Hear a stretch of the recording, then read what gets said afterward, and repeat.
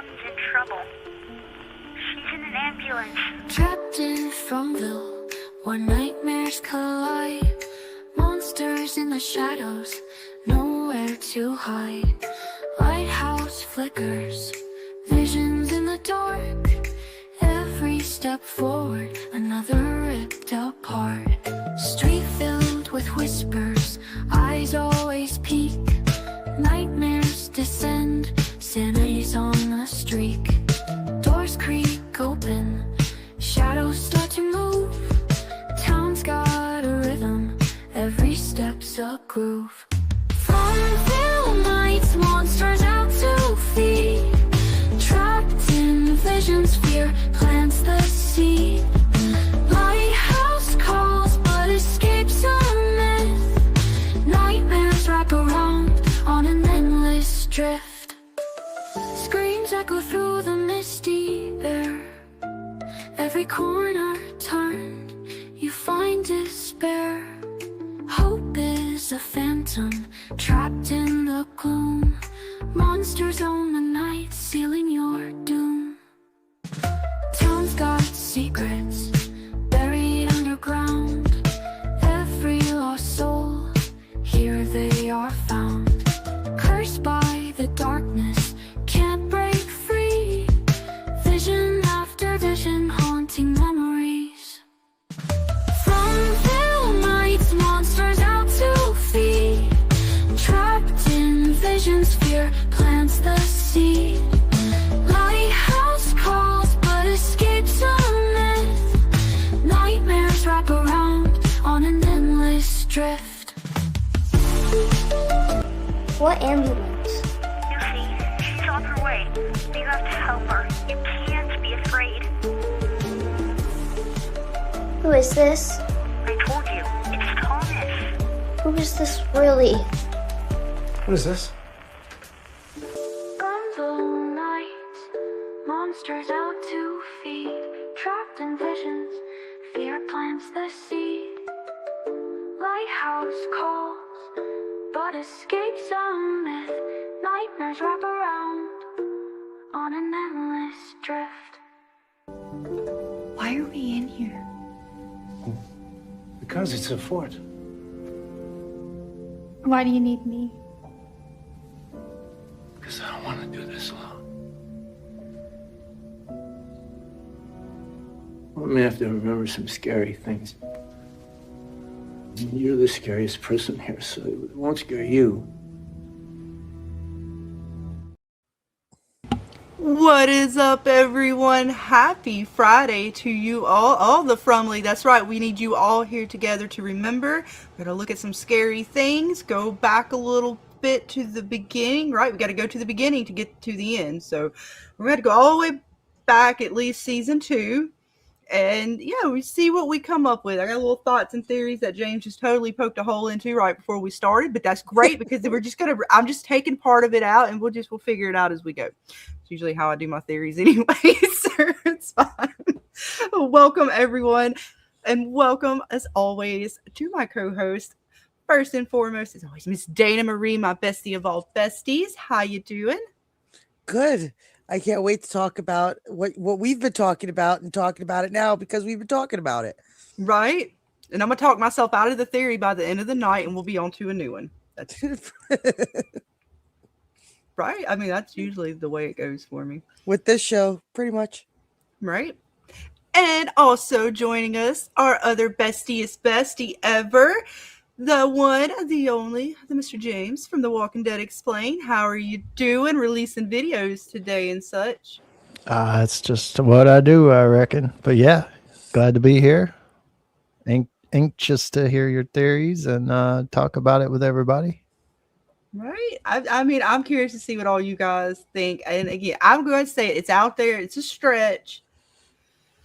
I just can't get over a few things that have probably bothered me since around season 2 that we haven't been able to kind of like figure out where they fit. And this doesn't really completely fit, but it's the best I could come up with. And I'm just curious to see what you all think about it and to poke holes in it so that I can move on to the next one and get it out of my brain because it has been driving me crazy all week.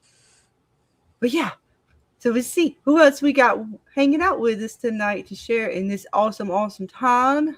We are quickly approaching season 4, so it just feels like it's Christmas all over again. I was going to say Christmas in July, but it's not quite that time yet. But still, it feels like Christmas again.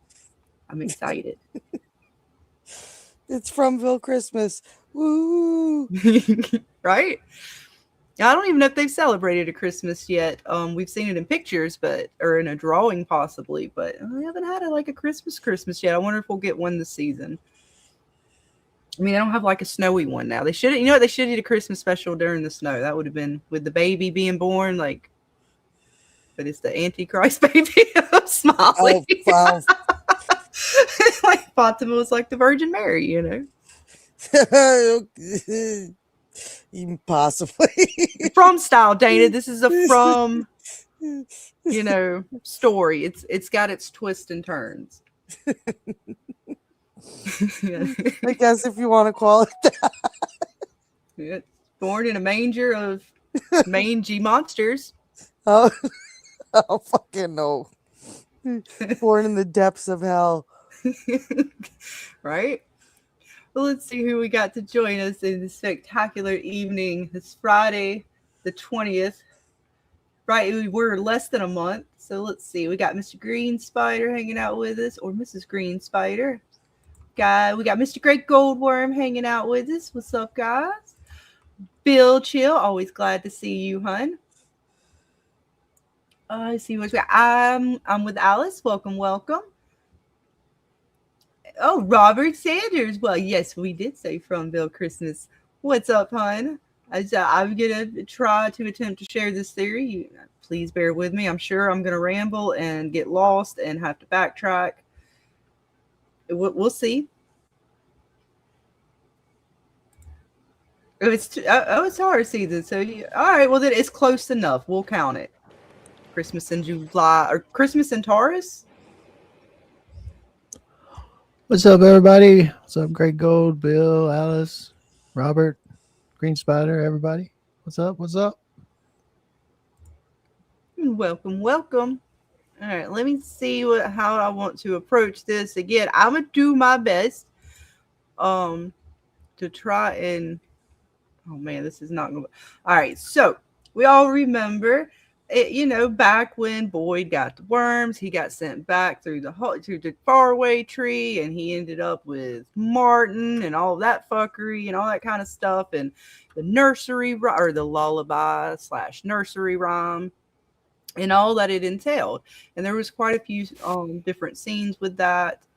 Well, I never trusted Martin. I just always had this weird kind of feeling in the pit of my stomach about him. He just didn't seem very trustworthy. And I'm kind of now thinking he might be somebody very, very bad, we're going to try to see if we can't figure out if that's who he is or not. So let me share some bits real quick. We'll do some screenshots first. And I got a lot of different screenshots, and it is what it is. Like I said, we'll do our best. But, so now we have finally gotten introduced last season to the man in yellow, and it appears as if this season he's going to be doing a few different tricks. He's already in some ways confessed to Jim that he was the voice on the radio, or at least he hinted at that. Talking about, I told your wife not to be digging them holes. So we know that he's been around, and he was possibly the hand that came and crashed down. Oh, I got the wrong ones up. This one, I gotta make sure I got the right ones up. I got several tabs. All right. So he was the one that seemingly also brought down the house, or at least that's the way I'm taking it now. When Tabitha did dig down and find her way, and of course the house collapsed very strangely, very oddly, and yet he seemed to be able to do these things without having to be visibly seen. He wasn't there as far as anybody could tell. He wasn't like walking around in the daylight or anything like that. He seemed to be a presence more than a physical form. So he could have been in the caves, he could be anywhere, he could just be disappearing all over the place. but we do see him shape-shifting now, or appearing to shape-shift. His body's cracking now in the trailer. He has the suitcase, which appeared to be the one from inside the cave, so it is possible that maybe he's coming up through the cave system now.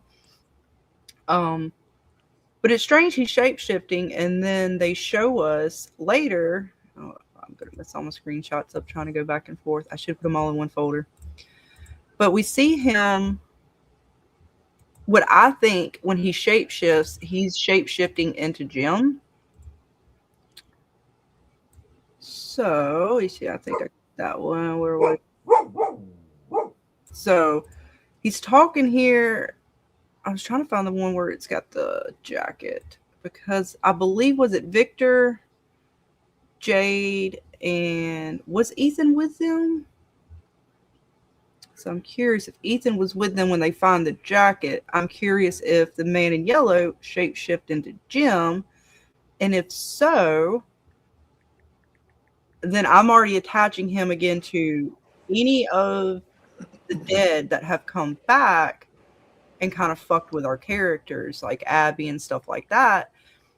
Again, going into sort of these different powers he may have, why he never seemed physically there. Like, even with Abby and the other ones, he was kind of there, but then he disappears without showing back again his other form.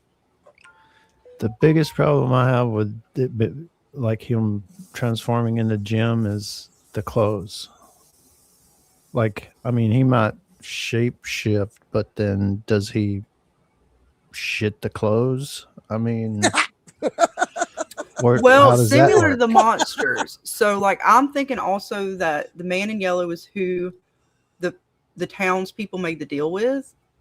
And when they shape-shift in and out of their clothes to a degree. Like, it seems like their clothes get all fucked up. Like, it's almost like their clothes. Well, I mean, like, they just seem to, like, their hats go away. You remember, like, the one, they have hats on their head, and when they change into full monster form, it's like the hat went away. Yeah, but that, the hat falls off. And then it just comes right back. Does it? I'm gonna see. I'm gonna get those. I'm trying to do too many screenshots at one time. That's my fault. I mean, I don't know. I'm just throwing stuff out. I have no. You have to. I know. I want you to, because it makes me think. But no, I was almost positive that the monsters, because I know, like, what was it? The one had blood on her shirt during the massacre, and when she walks back downstairs, it's like gone, almost as if like they put their clothes through dry cleaning or something. And I'm not saying like their clothes completely go away, but it seems like when they shapeshift, the things on them change.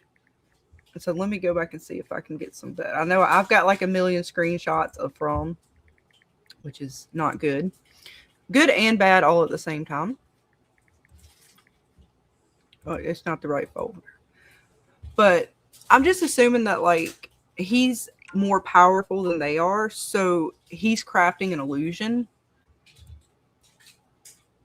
that may not be true. Like, I don't know. There's something about the man in yellow and the fact that if he's able to just he popped up on Jim in the woods. He didn't just like walk up on him. He just sort of appeared. And now he's taking his clothes off and like transforming in the woods. So when I'm like talking about the music box and stuff, when Boyd goes back, and he's talking to Abby. Abby's also calling it. She's saying, it said you wouldn't listen, so it sent me here to talk to you, but she's not really there. And even Boyd's like, but it's touching him, right? Like, it's able to touch him. It's able to kind of physically interact with him, but it also doesn't exist at the same time because it disappears.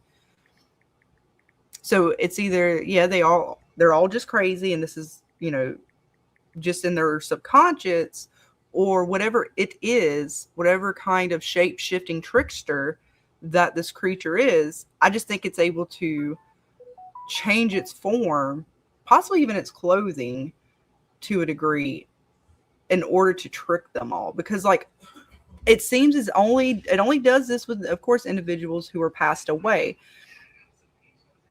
I don't know if it was trying to trick you. couldn't it, and even to say maybe get somebody to run out of the house, why you might even be able to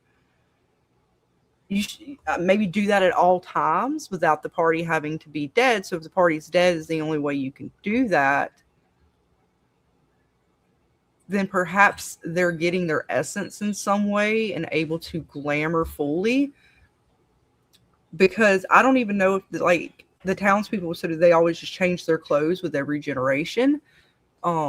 Because those weren't their original clothes that they have on, the monsters, but that's what they're wearing now. But it's not even today's clothes that the townies have today. It's back from like, I don't know, the 50s or something, maybe. I mean, I don't know the exact date on their clothes, but it's not current period. It's not 1500 period. So yeah, of course, all right, well, they changed their clothes, or is it just part of the glamour overall in order for them to just appear a certain way? Because I doubt that they all took on those, because they seem to take on roles in a way too. Like the couples are kind of together that are married and they're in a wedding gown. But I don't know. There's just something with the man in yellow and the fact that the monsters seem to have traits similar to him when he like ripped Jim's throat open. The nails. Also, the kids have kind of the same elongated nails. Martin has the same elongated nails. The kids were tortured. It looks like the people in that one particular spot, it's not the same way as the kids were tortured, but they're being held in sort of, I mean, they were tortured in one way or another. It seemed like in the dungeon or whatever the ruins are. And then there still seems to be that carrying theme of this melody or lullaby that's being carried through as well. So I don't know. There just seems to be this like similar or same sort of characteristics or things that are going on. We know things repeat, but there's just, I don't know, there's something crazy about it I can't quite put my finger on. So hang on, let's see what you guys are also saying, because again, I'm gonna ramble and get lost. You need Ethan or Julie to murk the man in yellow. We saw if it's the same suitcase, a white dress. There's a blonde in town, I think, in a white dress. Yeah, there is a bride. That's, you're talking about the bride. It looked kind of like either it was a bride's dress or even a nightgown. I don't know if we ever determined the dress was. I think it's a bride because she also had a veil, and you don't wear. No, a veil. I mean in the suitcase. Oh, gotcha. Sorry. What was in the suitcase? The chick we see walking around has a veil. So yeah, she's a bride. Yeah, no, she's wearing the white wedding dress. What's up, Twinkle? Welcome. All right, so let me see here. I'm trying to piece it together. So, like I said, there's just something I can't quite put my finger on between the man in yellow and Martin and what goes on with the lullaby. It just, the fact that the children, all right, so all the other faraway trees are temperamental, right? Or at least that's the way Victor talked about them. Like they'll send you anywhere. You never know what's going to happen. Almost like they're temperamental or throwing a tantrum. Like they may send you somewhere good. They may send you somewhere bad.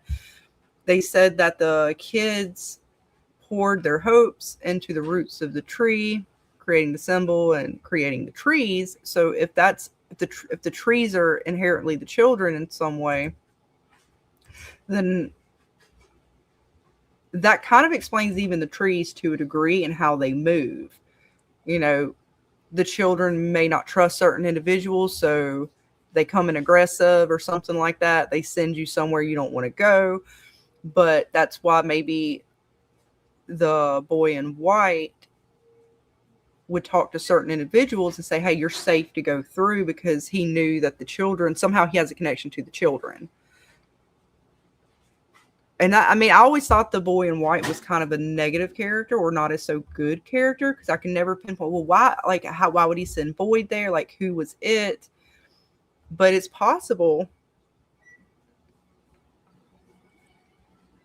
This first, honestly, I don't have a summary, Robert. I've just been kind of listening through a whole bunch of things and trying to piece together basically that I think Martin is the man in yellow. So listening to what they said about the lullaby, listening to what they said about the children, about the people who, the townspeople are the monsters, and how the children were created. And then just again, the fact that they were, Jade said that when they remembered that they sung them lullabies, and they tried to save them, but they were unable to save them. And then I kind of combined that with what Victor was telling Tabitha down in the church basement when he was talking about Christopher, Jasper, and the boy in white.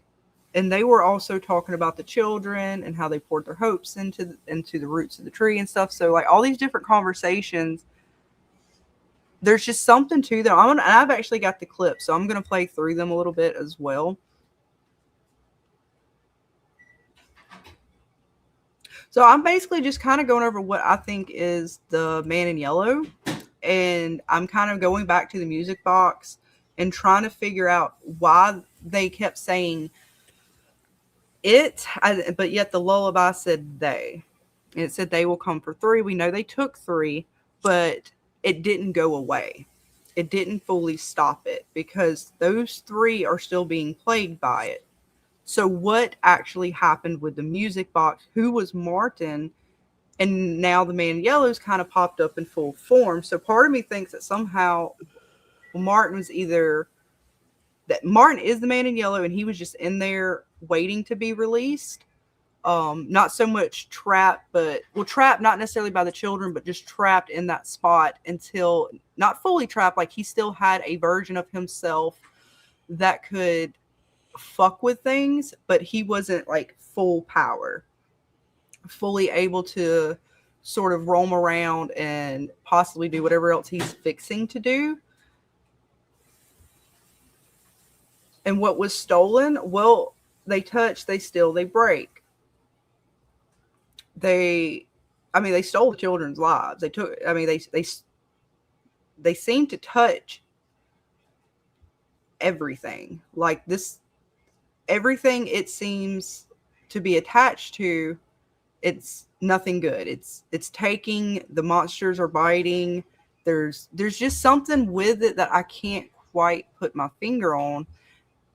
And I'm sorry, I'm slightly distracted too in the background a little bit. Some things going on behind me. But there's just something to the melody and the fact that Jade said they sung them these songs, or they sung them lullabies it's seemingly right before their end.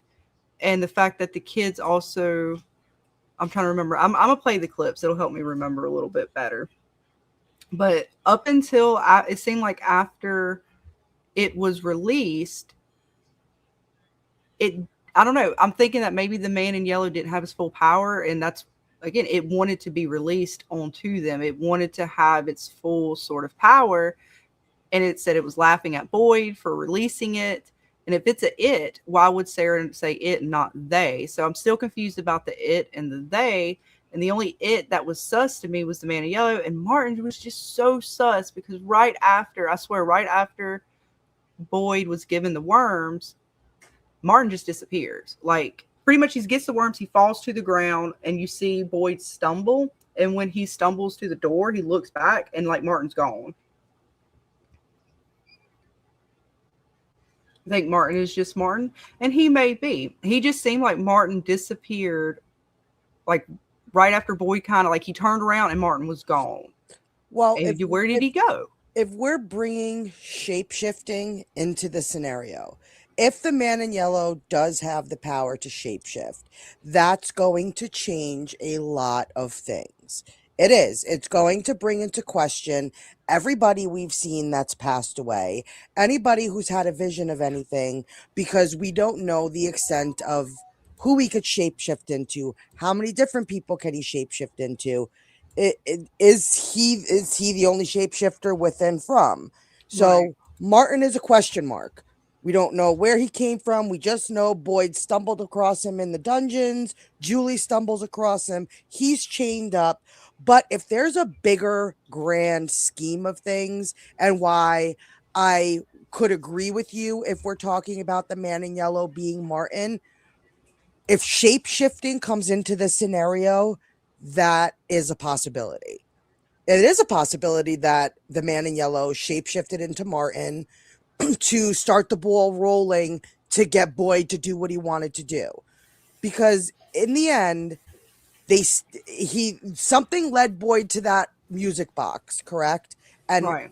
what if that was the man in yellow's point all along? And I know, James, you said the music boxes weren't created the time the children were sacrificed. Well, what if it really has nothing to do with the children who are sacrificed and more with the man in yellow? Because we see those ruins, right? What if now, again, tinfoil hat time, putting on my tinfoil hat, something destroyed that area and made them into ruins? What if that was at one time a different cycle or a different group of people that stopped the man in yellow or did something to the man in yellow and used the music box as a way to trap him? And destroying the music box is what possibly let him go. So you could connect the music box to later in the man in yellow's timeline, if the man in yellow goes back all the way to the children. So there could have been a catalyst, a big event that somebody trapped the man in yellow somewhere, somebody did, and that caused the ruins.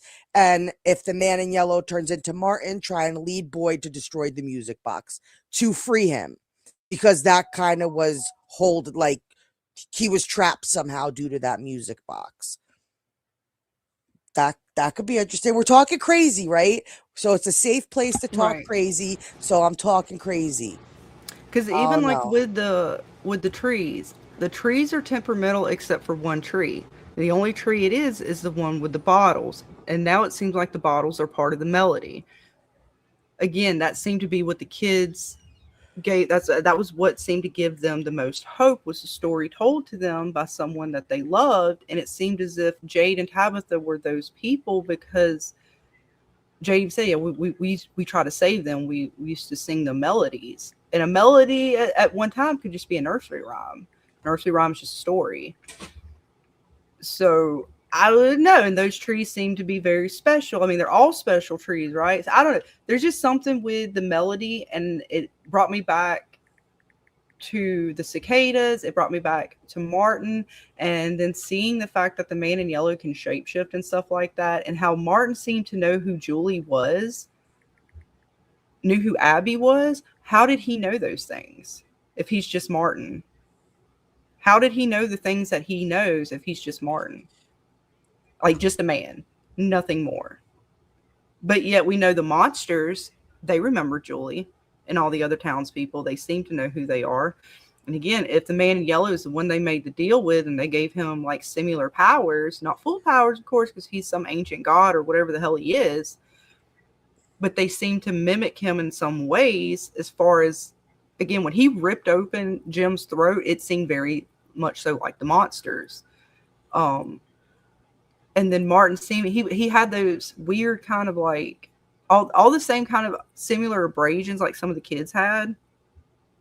So if they were coming, they never came. The music stopped. They never came for Martin. Nobody gave him the worms. And then I'm telling you, he dropped to the floor, and when he stumbled, I couldn't, and Boyd looked back, I couldn't see Martin there anymore. So I'm trying to find that actually real quick, because I got a couple of different clips, and I was trying to find the spot. If not, I will get in trouble and play a part of the episode. But I was almost for sure, because I went back and watched that scene like 20. I even did it again today, because I was like, no, he didn't just, did he disappear? Like, what in the hell is going on here? So I'm going to go back and actually look at the episode to double check that, because I watched it a couple times today. Like, this is not me just like remembering these things. Like, I went back and tried, like, I rewatched through all of these scenes to try to put it together. And I mean, like I said, I went back and watched. I'm gonna go watch it again right now while we're talking. I will multitask my ass off. Y'all have no idea how many tabs I have open right now. It's getting ridiculous. But there's just, it's weird. I don't trust Martin. He knows too much for him to just be a normal person. I agree. What do you think, James? What do you think about Martin?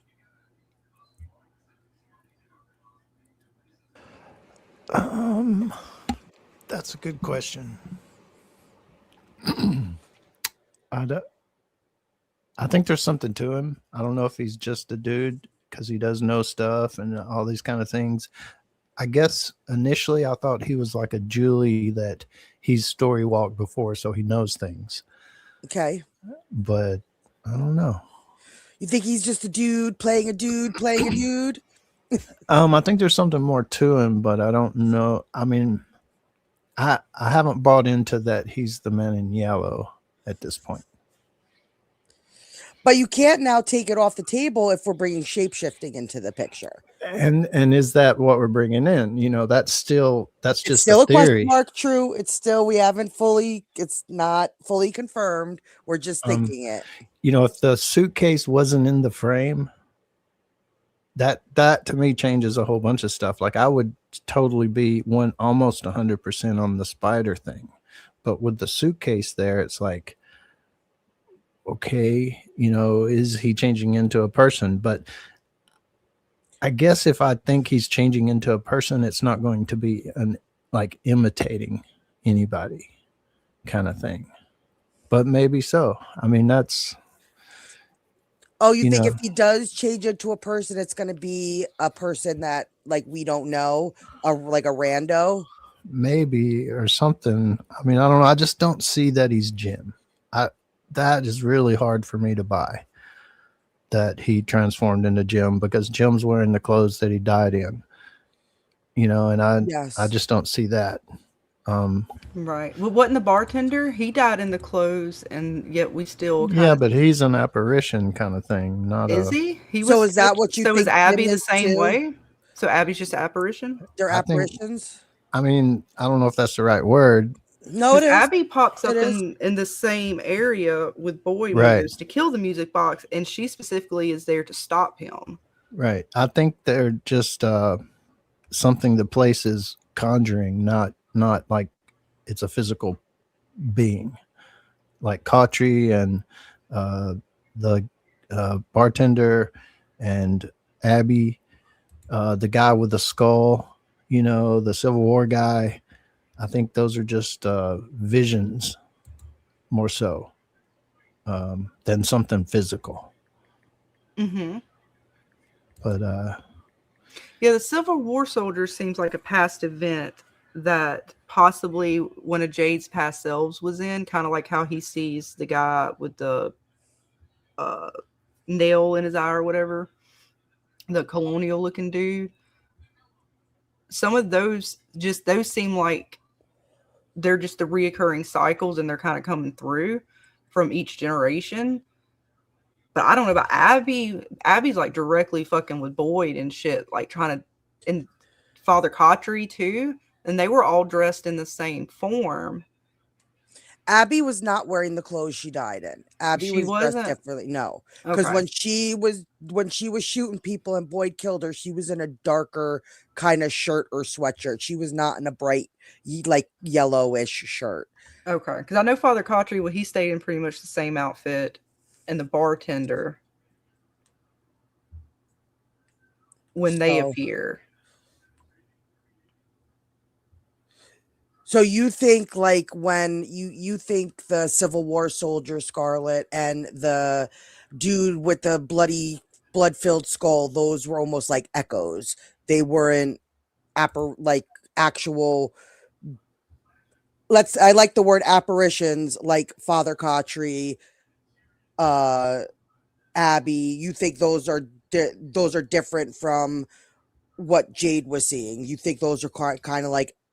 Basically because like Abby spoke, Father Cautry spoke. I don't believe the soldier spoke. I don't believe that colonial guy with the skull actually said anything. If I might be wrong about that, but I believe he didn't say anything.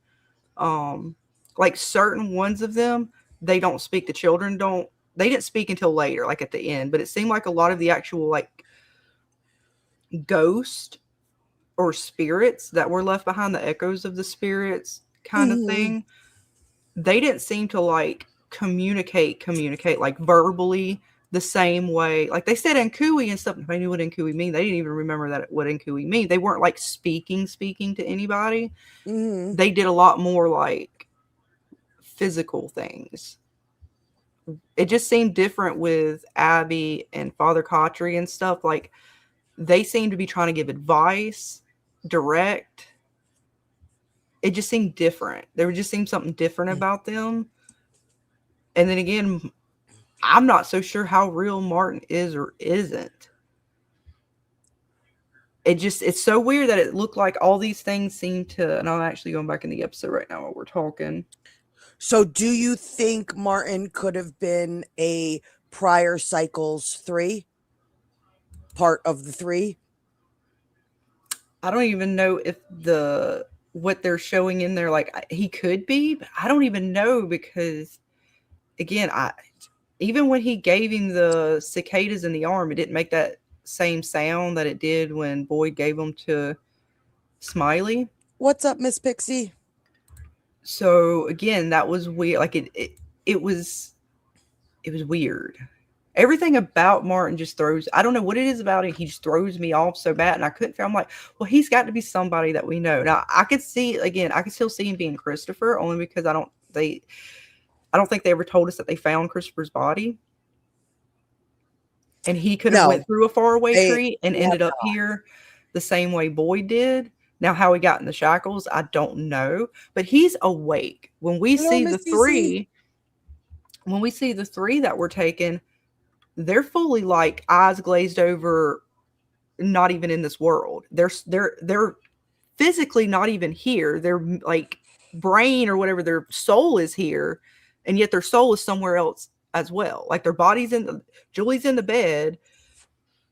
Part of her is here, and another part of her seems to be somewhere else, and that's why their eyes are all jacked up. But Martin doesn't appear to be acting like that. They don't have the worms in them, but Martin does. Or they just so didn't how get do to the that worms? point. So well, maybe y'all still would be right. I just say it's just sus. It's sus as hell, and I just I'm telling you what. Once you bring shape-shifting into play, you can't uncheck that box until we physically are told, because yes, now Martin comes into play of, is he just another being that the man in yellow shape-shifted into? Until we see actually what the fuck the man in yellow is doing, because like James says, we're assuming it's shape-shifting. That's where we're kind of leaning towards that. We don't really have that answer yet. We got 2 seconds in a trailer, and everybody's brains just kind of went towards shape-shifting. Right. Well, because you see his bones cracking and popping, like he's all hunched over. Like it seems as if he's changing into something. We can call it shape-shifting. It just seems like he is morphing into something. Like he is changing his form into some way. Because you don't crack your bones like that not doing something. That is not a normal bone cracking type of deal. That don't look natural. All right, and I'm actually going to get a screenshot of this. I'm on the episode. And I'm trying, I'm seeing where you come from, Dale. Like it just could be in the corner, but it seems I'm trying to get a better image here. So, James, do you think that when we see Abby, when we see Father Kotri and the talking apparitions, you think that's coming from either one side or the other in Fromville? You think those are definitely like spirits or things trying to manipulate the townies? Yeah, they're definitely some type of something trying to manipulate in some kind of way. I don't know. It seems like the Abby one is on the bad side, and the Kotri one may be a little on the good side, if there is such a thing. But I don't know. The bartender seems not to be, trying to manipulate in any kind of way. Kotri just seems like he, just two dudes talking, and really Kotri's trying to give Boyd advice sometimes. Abby was straight up trying to manipulate him into making a decision opposite of what he wanted to make. Right. And Father Kotri got him to not tell Kenny, manipulated him to not tell Kenny about Sarah. The bartender manipulated Jade into going into the caves to go save Julie when that's not what saved Julie. And I mean, Abby just be manipulating all over the fucking place. That one, Abby's the most manipulative of all. And we saw her in the spider web too. That was another thing. Like, what in the fuck? I don't know. But I do got, I'm trying to get where I put those at. Because I'm just trying to think, because even when Sarah's hearing the voices, she never uses he or her. She always uses they. She always makes statements that they're laughing at you, they're listening. Is there more than one thing? Like, what's the they? The man in yellow would be a he. If it was him behind all of this, it would be, she would just be saying like one person, but she always says they. So who do you guys think that they could be? Do you think it might be a group of like But she also gods? says the boy in white isn't a boy. Mm-hmm. So, and we see that image of him being seemingly bigger in the paintings. She may see it a different way. Okay. Or hear the voices in a different way. All right. So that's where Martin falls. Yes, he's got the tattoo. You got the weird abrasions, which seem like skin that's just going to peel off like a daggum shapeshifter or something. But then this is where Boyd's walking away. This is where Martin, that's the one that he takes his handcuffed off. So if he fell right here, I mean, I guess he could be in that corner right there, but I would have thought you would have seen his feet or something over here. No, I don't think anybody's there. And this is right after Boyd turns from Martin and goes to the door. Like, I'll pull the episode up. So like I said, he could still be there in that corner. He seemed tall enough that his legs, I mean, he could be scrunched up right there, I guess, but I don't know. It just didn't look like there's anybody left there. Which is strange. Again, that's what I said. Every time I go back to this, it just seems strange. There's just nothing about this area that makes sense with the cicadas. And Martin. Like, Martin, the cicada, if he had just, like, found some dude that was already... I mean, I just don't understand how Martin was able to have the insects inside of him, seemingly gain Boyd's trust, only to give Boyd it, take it back to town, and then it's laughing at Boyd later from what Sarah's saying because it brought it to town. It just don't seem right. It just don't seem right. I can try to play the scene and hope I don't get in trouble, Robert. We will find out. I don't know if I'm going to get in trouble for that. I might get in trouble for that. I might have to try to go with... You know what I'm going to do? I'm going to put it in CapCut and get it that way. That way, just to make sure we don't end up destroying ourselves. Be nice to us, YouTube gods. And I will play it out for you guys. So we'll continue to talk. So yeah, I've got the scene. I do have the scene from Sarah with Boyd and Kenny at the ruins. I've got it kind of a little bit of it with Victor talking, and Tabitha and all those things where they're with the children and stuff like that, where they were talking about that. I do have those from what I had when we were doing the road so far, what have you. Okay, so my question is, and a little confusion comes in for me. You have the monsters in town.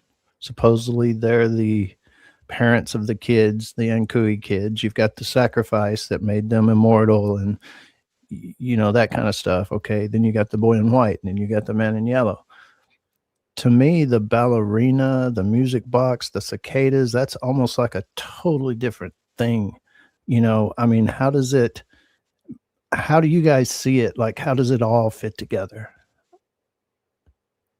As far as the music box and the rhyme, like, because the rhyme seems to be aimed toward the kids, maybe. I don't know, maybe not. It's almost like it's two different things.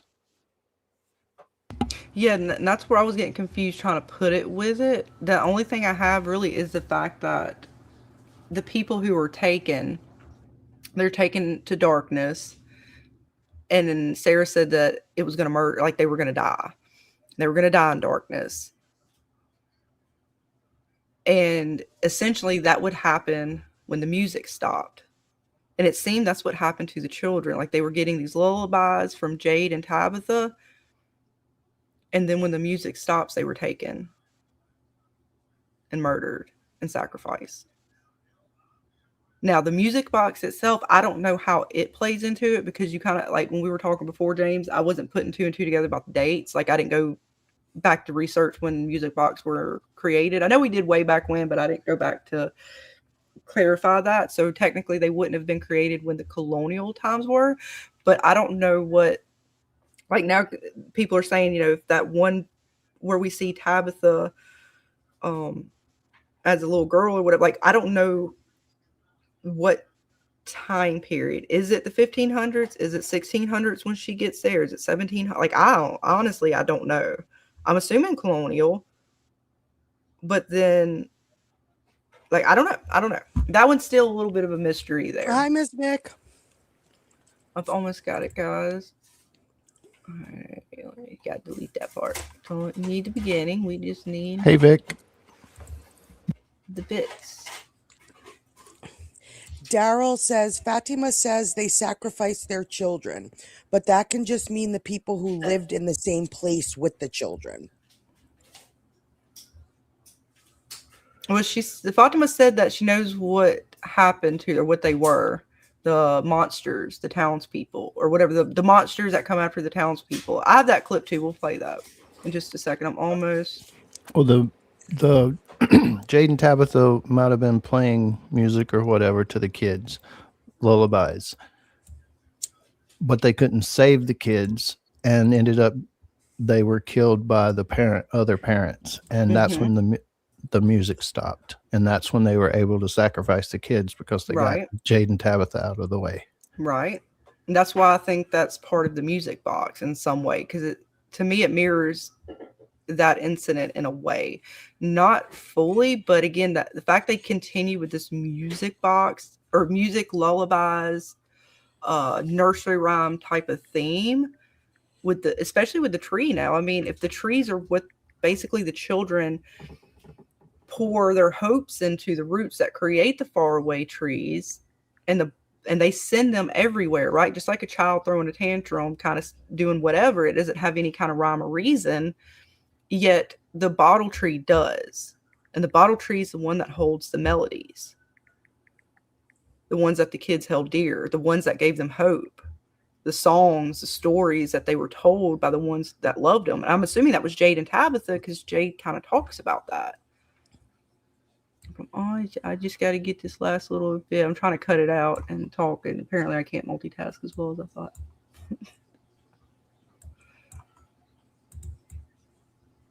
I think Fatima says they sacrificed their children. I believe she might not have said the parents sacrificed their children, but I believe Fatima says they sacrificed their children. I could be wrong, but I believe Fatima says something to that extent. So if the kids are born in darkness and they stayed trapped in those little cubby holes or whatever that it showed them seemingly trapped in, what's the purpose behind that? All the way up to the point they were sacrificed. Well, born in darkness could simply mean born in Fromville. Fromville's dark. That could be the darkness they were born in. These settlers could have came to Fromville, settled, and these children were all born within the town itself after they came here. So that could be where the term born in darkness comes from, because from is dark. It's evil. It's not, bad stuff happens here. They're trapped. They can't leave.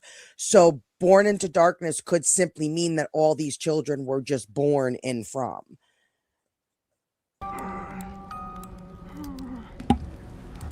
Alright, hopefully it's gonna work. If not, I will try to redo it. It was acting weird.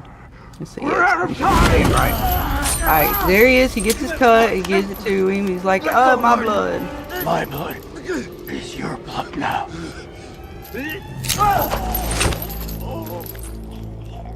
Yeah, if Martin was in that scene, we would have seen him kind of in the corner. He's not. He's emaciated, but he's not tiny per se. Up, do we see him again? I don't see nothing shadowy in that corner. I mean, he could be. It's possible. I just can't see. I mean, it kind of could be his head right there. Hang on, I got the screenshot too. I have to go back to the screenshot because I got that frame as the screenshot as well. This is you guys, because it just looks like I can't really tell. To me, it doesn't look like anything's there, but you can't take my word for it. Hang on, I got to get back. Even if they don't say the parents, isn't it? To me, it's kind of implied because they want to live forever, and that's the whole gist of why they sacrificed them and stuff, supposedly. I mean, even now, right here is that dark part of the stone. Okay. Right here where that's his head. Yeah, so the stone's right here. That's the part of the dark stone. I mean, believe. I was trying to. He could be hiding over there. I mean, he could be. It is still very possible. It just seems as though he just disappeared. Like you don't see nothing. I can't even see a damn footprint there. No, I mean, no feet hanging over, nothing. Like I could see his head being, like his body being right here, but I just would have assumed that his legs would have come out a little bit, so you'd be able to see. Yeah, like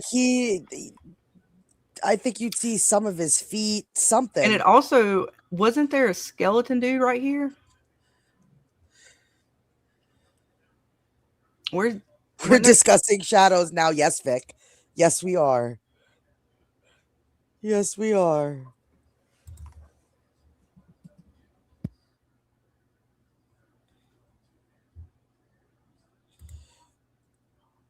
Let's see what Victor said, but Fatima did directly contradict him. And yeah, because Victor got his information from the boy in white, and Fatima got her information from tapping into the hive mind. Yeah. Shadows underground. Look, I'm just saying, it looked like Martin disappeared there, and if he's all disappearing, then I just don't trust him. And then I thought they were little skeleton dudes on this one, right? I'm gonna have to go back and double check that, because then it makes me think, okay, so is Boyd story walking at this point? Because if Martin's not there, and I thought that weren't the skeleton dudes, like there was one on this side of the wall. Well, if he's story walking differently than Julie.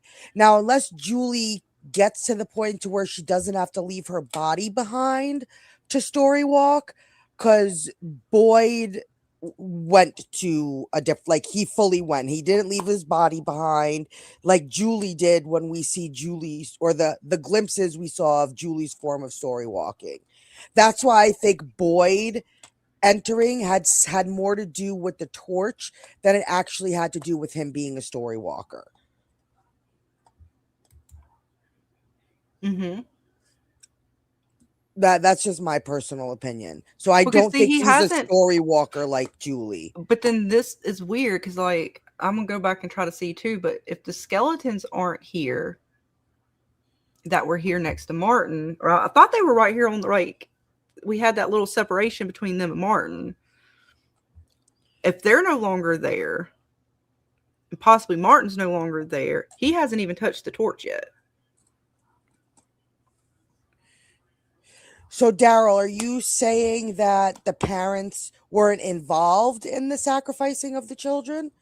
That using the term their children just meant people in the town sacrificed their children? But then that wouldn't make Jade and Tabitha special, because I think what made Jade and Tabitha special is the fact that they didn't want to, and they were forced, and because they were the only ones who showed the children kindness and did what they didn't turn into monsters like the rest of the townspeople did. Mm-hmm. They turned into whatever they are with their reincarnation. So were there more people who were against what they were doing? I'm not sure. I'm asking what Daryl thinks, because yeah, Also, well, and I'm gonna play those. I have those scenes because we actually played those for like the road so far or something like that. I made that whole compilation. So I'm gonna go through those as well. And Robert, I will play back through it, but right before I play back through, I'm gonna point out note to y'all right here next to Boyd. Hang on, let me get on the actual screenshot. Right here, that's the well he came out of, right? So is it this is where Martin's supposed to be then? Because I thought Martin was right across from the well. And the well is right here, or whatever the hole that Boyd comes out of, that's what this is right here. This object. And back here is where he found the music box. But I will play through the scene again. Let me add it to stage. I'm gonna play it back. Hang on. Yes, Vic. We're out of time! That's his right arm. Let go, Martin! My blood is your blood now.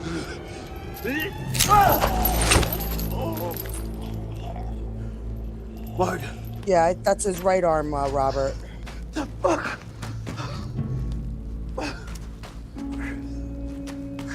He even looks back kind of like, what the fuck? Like, where'd he go?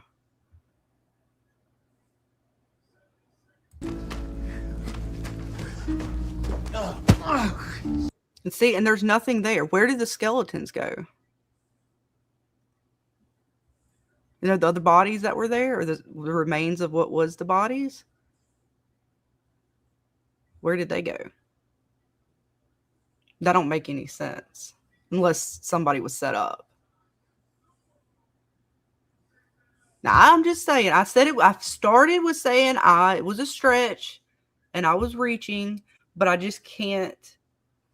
It doesn't add up. Nothing right there is that. Like, we kind of getting some pieces with the kids and stuff, like all that's kind of making sense. We all sort of, from the beginning, we're talking about how the stones and the children were probably sacrificed. We didn't have confirmation. Now they kind of have.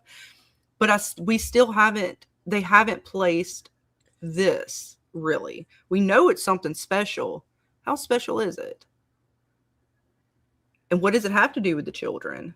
And why is there a music box? Why another melody? So I don't know. I think that I don't think the children are the end all be all. I think the children are just part of the story. I don't think the children are the story. I think they are just part of the story. They are one chapter within this big story. And I really don't think that even in the end, if they save the children, I don't think it's going to mean a damn thing, to tell you the truth. I really don't. And it could just be another way this place is, because, right, what did Abby say? Hope, right? This place feeds off the hope. So Right. if you're getting these people to think saving the children is going to do something, and then you take that all away, that basically does what Abby says this place does. And I think this place right here in particular, if you're able to tap in, you probably can, whatever we're calling the story walking, because, and yes, I'm going to show you that mark. Hang on. If you look, there is a dark mark, almost like a shadow. Well, I have to do the screenshot, but it's just outside of frame, because this is where Martin's arm, his one arm is. It's kind of that one cuff that you see is where his, what is that, the right arm is, and his left arm I think is the one that was still up. And James was saying, well, what's that shadow right there next to the wall? That's the dark stone that we see, because otherwise, again, then that means this entire room changed and Martin was never there. Because if that's not where Martin is, right behind Boyd, that's where the well is. The well is just to the left frame of where Boyd's standing. So then if that's not where Martin is, then then it doesn't make any sense in the room. That means Martin was never there in the first place. It means Martin wasn't real, or Martin was something else entirely. I can't make sense of that. This scene right here, I cannot make sense of. If Martin is supposed to be in here, then where is he? Because right after he goes down, this right here, I know it's hard to see, but this just next to Boyd on the left, that's where he came out of. And I was pretty sure that was directly across from Martin. Right? When he comes out, Martin supposedly, he gets the rope from Martin because Martin's right across from him. That's where Julie is. So when Julie comes in and she throws it to him, where are the other skeletons as well that are supposed to be on this other side of this wall? There was like two other at least skeletal remains. Where'd they go? Just so it could be released, as Sarah was supposedly saying that it was telling her when they go back here later that season.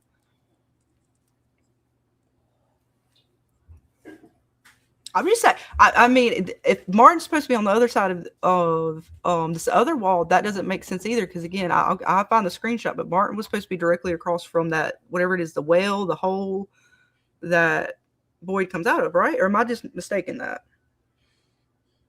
No, he's comes out of the well and sees Martin. You were not mistaken by that. That's right. His left arm is up when he dies, so he should be. Oh, hang on. He should be just right behind him to a degree, just right behind this wall, and you would think you would see something like a leg or a foot or something coming out from the other side of this wall.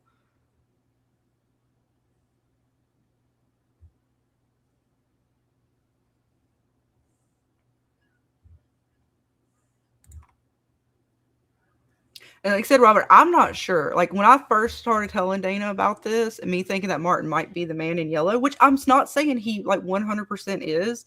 No, it's a possibility. It's just a theory I have literally based off the fact that I could never place Martin and the fact that what they gave us in the trailer with the man in yellow. And then I try to combine it with, okay, well, what Sarah said in regards to it. And then again, the nursery rhyme may have more to do with the town, the original townspeople and the children than it has to do with it. Like the melody might be, again, because Bacta said it was a nursery rhyme that she grew up with. Nursery rhymes, for the most part, are stories, or ways that they kind of told stories, especially for children, in order to remember things or kind of tell what happened. Kind of like Ring Around the Rosie, right? Ring Around the Rosie was about the Black Plague. Sounds like a nice song, but it's not. And it's about something very serious. So if that nursery rhyme was meant kind of to just warn you about an event that happened, well, event that happened here that was one of the most egregious events was what happened to the children. At least that we know of so far. That was that we know of. The biggest kind of like warning, I would think, would be the man in yellow and what he's trying to do here. And it seemed like they did take the children, right? I mean, all right, if we go with what you're saying, Daryl, then that means that they took the children from their parents. But it said they were born into darkness. I took that as that the parents made a pact, and when they had their children, just like Fatima was in the cellar, sort of underground in darkness, they were born in a similar fashion. I think they were kept in those caves until they were sacrificed. That's why Tabitha and Jade were probably able to go back to them and sing them lullabies and stuff like that. Probably why, remember when Tabitha goes down in the caves with Victor and the one kid tries to play with her and throws the ball with the toy? Almost reminded her like they were possibly playing with toys down there like that. The Wild showed the toy that Ethan ends up playing with her own son. Just like her bracelet that repeated and repeated and repeated until she could remember. I don't know. There's just little bits. And I already told you guys I was going to get lost in all the bits because did you figure it out? All right. Well, let me know because like I said, the skeletal remains that were once here no longer seem to be here. And Martin does not appear to be here. But yet Boyd, in one flash, just like Julie, and Martin talked to Julie like he knew her. He talked to Boyd about Abby like he knew Abby. But Abby's dead. How would he know Abby? I mean, unless something like the man in yellow knows about the dead, maybe pretends to be them from time to time, so that they don't get the answers they're seeking, because knowledge comes at a cost, and he doesn't want them to have the knowledge, right? They tried to do the radio tower, brought that shit down, told Jim, your woman's trying to dig a hole to gain knowledge about the power. Bad ideas. Told your wife not to dig that hole, Jim. What the phone call from Dead Thomas, another dead character, trying to get Ethan to run out into the middle of the night to go save his mom. Now, it was right that his mom was out there, but what was Ethan really going to be able to do? But that voice knew. That voice knew it wanted him to get it. It wanted to cause that chaos. I don't know.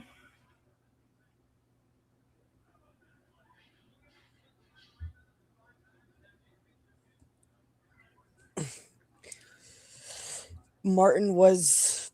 No, I agree. That torch wasn't there. But again, if Boyd comes out where he does and Martin is directly across from him, again, that torch only further supports that none of that was ever there to begin with. Martin wasn't there to begin with. Or, again, that Boyd in this place or whatever it is, he went from Martin to another time period in a flash, the same way Julie did. So do you then think Boyd is a story walker like Julie? No, I don't. I'm saying this place in particular is fuckery. And I wouldn't be surprised, like, if so the place allowed him to story walk, not how Julie has the power to story walk. Because this thing has a music box that's powerful. It's able to project from this spot in a different point in time and fuck with them in the future, so to speak. Whatever this hot spot is, whatever psychically, magically it is, it's stronger than just whatever it originally was. Because there's no way that a music box is still there when he comes back, but yet Martin's not there. And Julie can, and he's, again, I don't understand, like, if that's not where Martin was, and I get the torch aspect, then why is the well that Boyd crawls out of literally right to the left of where he's standing right now? Have fun at dinner, Robert. Eat yummy food. Yes, thank you for hanging, Robert. Enjoy your dinner. Now I'm hungry. Thank you. So you're saying he's right here behind the wall? Because both of these have torches on the wall. So is he not in any one of these torched chambers? Because the skeletons don't seem to be there either. So where did they go? If these aren't where Martin was supposed to be, then where did they go?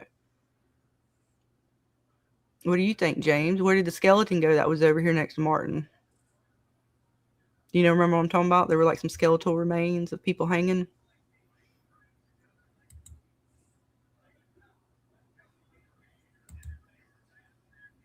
What do you think, James?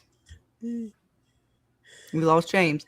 Well, like I said, I mean, hang on, let me go back and see. You went in a faraway tree. Come back to us, James. And they probably picked. Okay, hang on, let me go back. Martin isn't in that angle. Oh, I'm just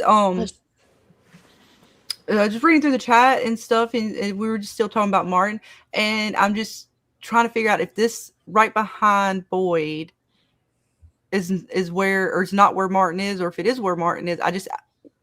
Where are the skeletons that were supposed to be on this other wall?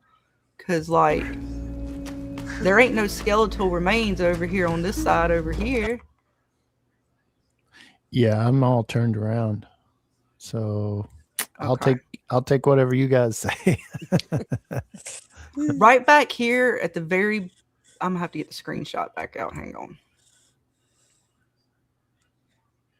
Let me get my screenshot back up because I got several of that as well in different forms. So right here is the well, or whatever you want to call it, that Boyd comes out of.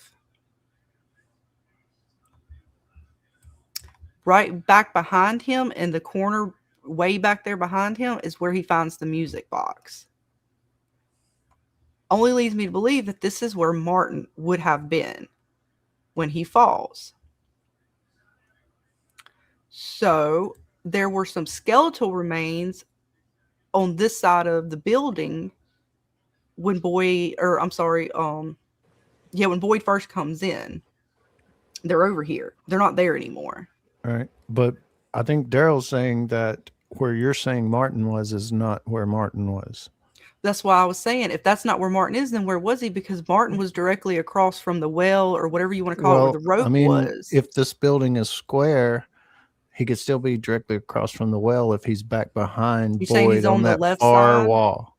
Maybe not on the left side, maybe on the far wall behind Boyd, like back there. On his left hand side? Because if it's on that behind, not the side wall, the back wall where your mouse is. The next little pillar, not in, hang on.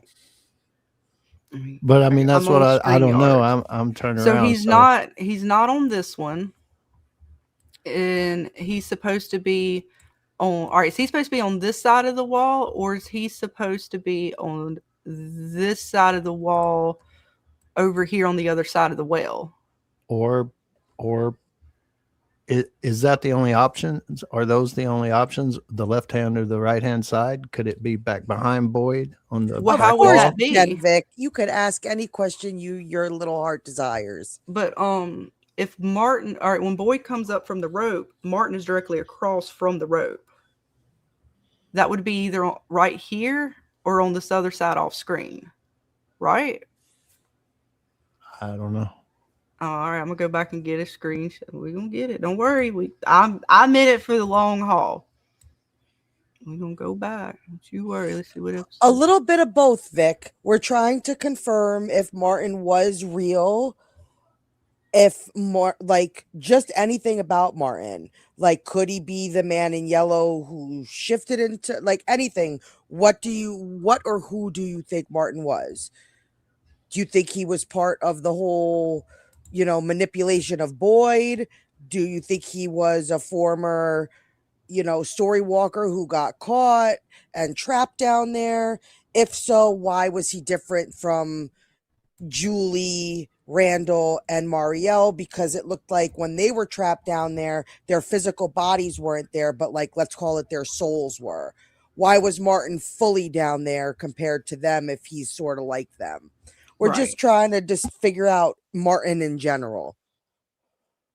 And I just think he's the man in yellow for now. So I'm kind of adding that to my I guess it's a theory, whatever. It's my thoughts. Actually, I don't even know if they call them theories. They're more just thoughts because I'm curious and I don't understand.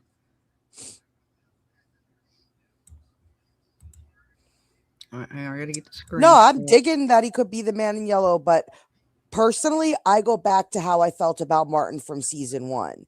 And I personally think Martin was the big bad in disguise fucking with Boyd.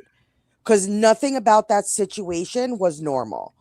It was too easy. Boyd fell into the trap too, even when it came to destroying the music box. I'm still a believer that destroying that music box was what it wanted all along. It was way too easy for Boyd to, if that music box truly did stop whatever was happening, I think it would have been a little harder. It wasn't it easy, James, to destroy that music box. I think it was a setup to destroy that music box. Abby was like, "Oh no, Boyd, please don't destroy that music box. That'll there was no. It was too easy to destroy that music box. I still think that whatever. I think something was released from that music box." Mm-hmm. I got the screenshot of that. I was trying to double check and see where those skeletal remains were hanging up at. Because I thought they were on that other side of Martin. But let's see if I can. Trying to get a good screenshot too.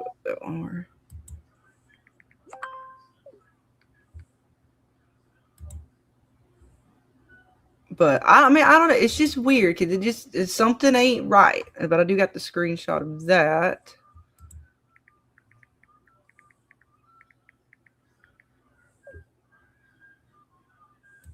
All right, hang on one second. All right, so there's Martin.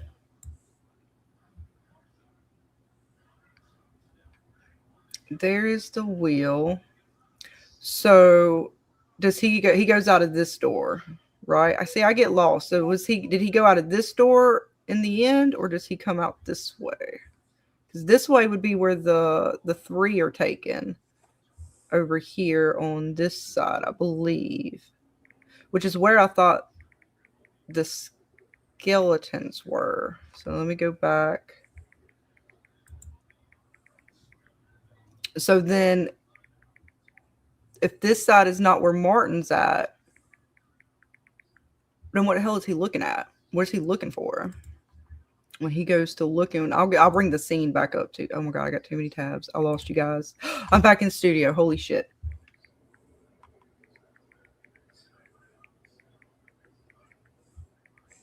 Right. Hang on, let me go back to that other screenshot. We can't see in that shot. Okay. And you're right, Daryl. Like I said, I went through it and I was like sitting here trying to figure out, well, where in the fuck did he go? Because I couldn't really see fully what side this was on. So I couldn't tell if it was, I guess it was on that side. So then he would have been, let's see. It shows it. What the hell is, I'm going to bring back up that scene. Hang on, we'll go through it a few more times. He went for a swim in the well. I know you hear the it's not me. All right, hang on. We'll bring back up the scene. Not too many bits.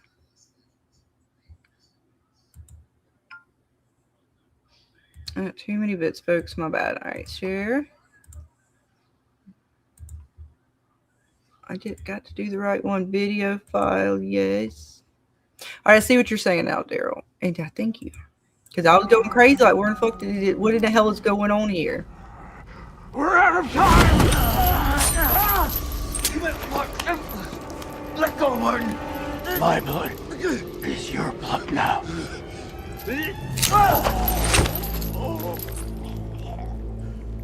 Martin. The fuck?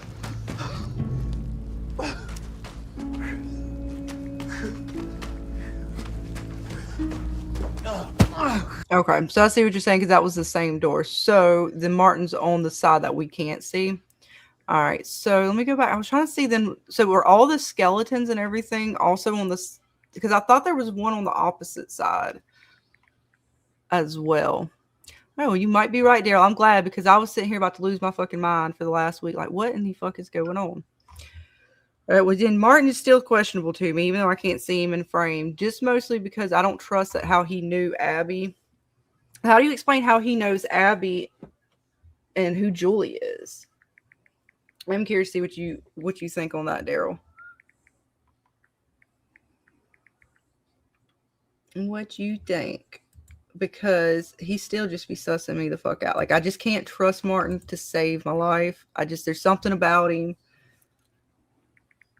But I see what you're saying now as far as like where the torches and stuff were. Because the way they showed that, it made me think like he pops up. Because I rewatched this like 20 times today. It might be a story walker. It made me think like this dude just like popped up and was like gone. Man, you fuck. All right, well, I will give up that Martin disappeared for now. Motherfucker definitely disappeared when he went. Martin wasn't there when he went back though. Right? Like that was real, right? Or did I make that up too? I don't think I did. I'm pretty sure Martin wasn't there when he went back, or was he? He still there when he went back? Story walker theory makes sense. I mean, he could be a story walker. But then so that means that Julie would be able to go. If he was able to see Julie, that means he went into the future. That means she should, and quite a ways into the future.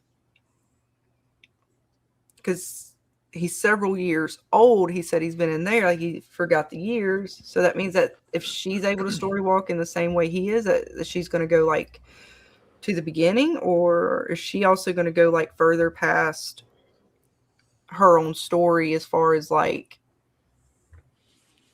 kind of how her mom, we see her mom in her mom's dream where she comes back to the town, it's like nobody's there or whatever.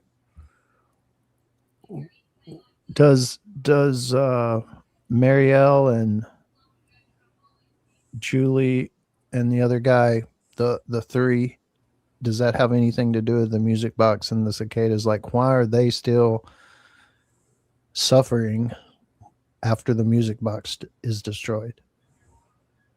Right. Because it seemed like it brought them back to their bodies. So he's not able to get, I guess, whatever it was it wanted.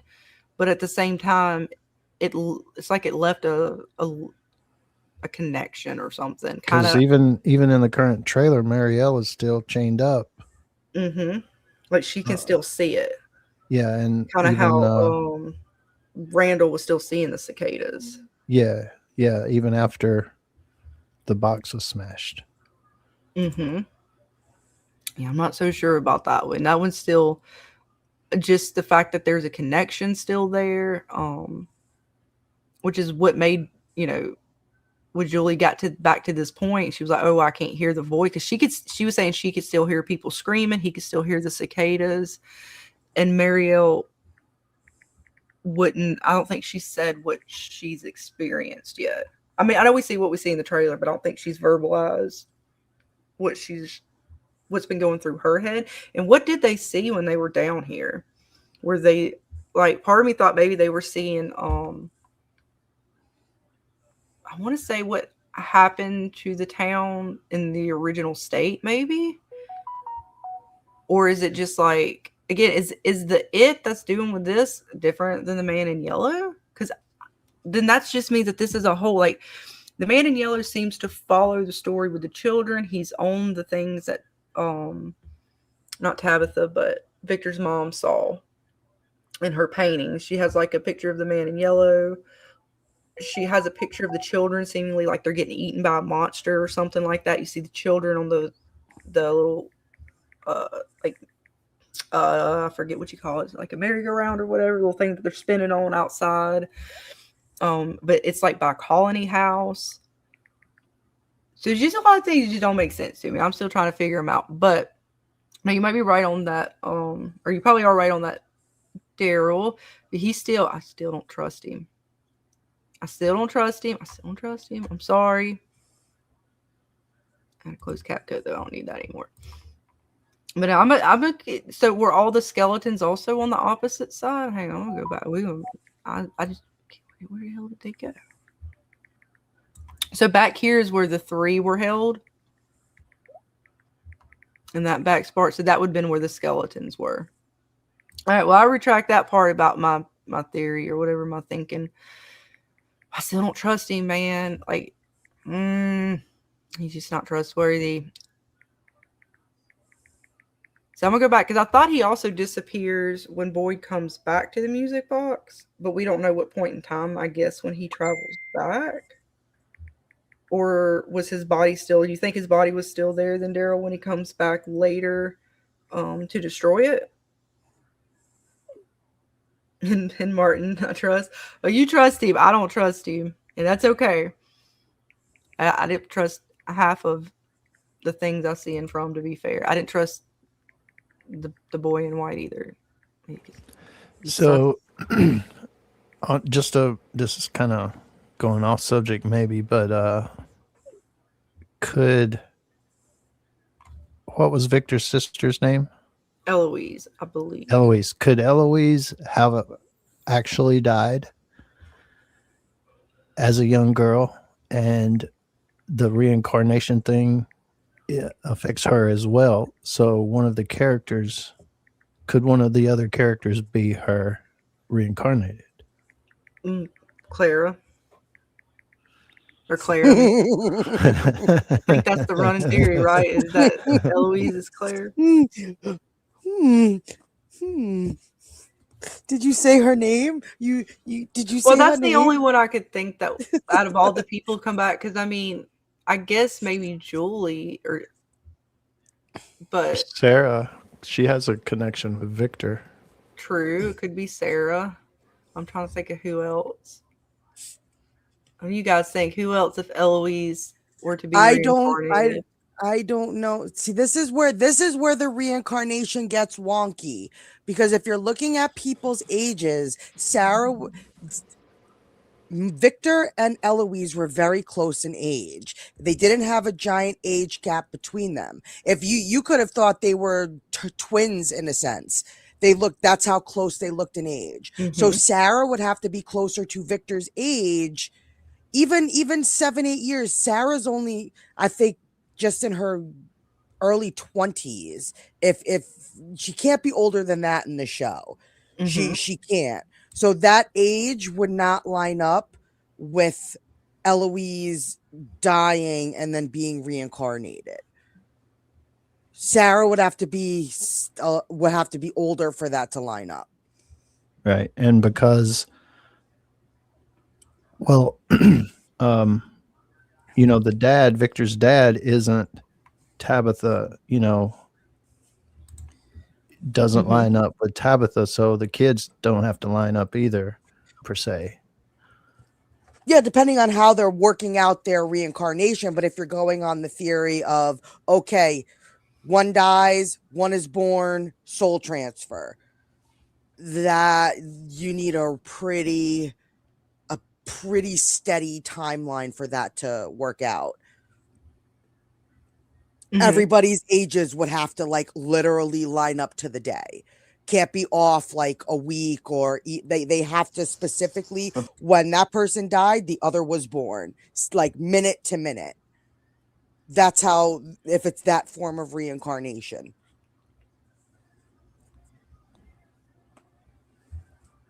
Okay. I was trying to get to where. Okay, this is like my compilation we did a while back. Yes, Green Spider. Donna, I would be a closer bet to that than anything, because how old is Victor even supposed to be? He looks way older than I think he actually is, or how he's portrayed to be, because you're talking the 70s, right? Like, how old was he when we saw him when he was younger? What, 8 or 9? But I'm bad with ages, so I could be completely off. That would make him like my brother's age now, which is in his 50s. I don't know. I don't know. This is where it starts making my brain hurt. I told you my brain was hurting all week, and that's why I'm glad you guys are here to work it out with me, because then I can move on from it. Trying to figure out math, and that's one thing I don't like when shows do. I don't want to be a calculus major. Don't make me have to add and subtract and do all that stuff. Spell it out. If this is reincarnation, then give us the details that make that line up. I hope this is not going to be something they just breeze over.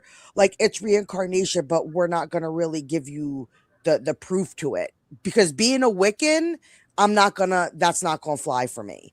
That's just good. And if we're just supposed to chalk it up to too many questions, James, and just deal with it and whatever, that's gonna annoy me. That's gonna annoy me, because that's something big, and that's something, if you're gonna bring in reincarnation, then you need to explain that.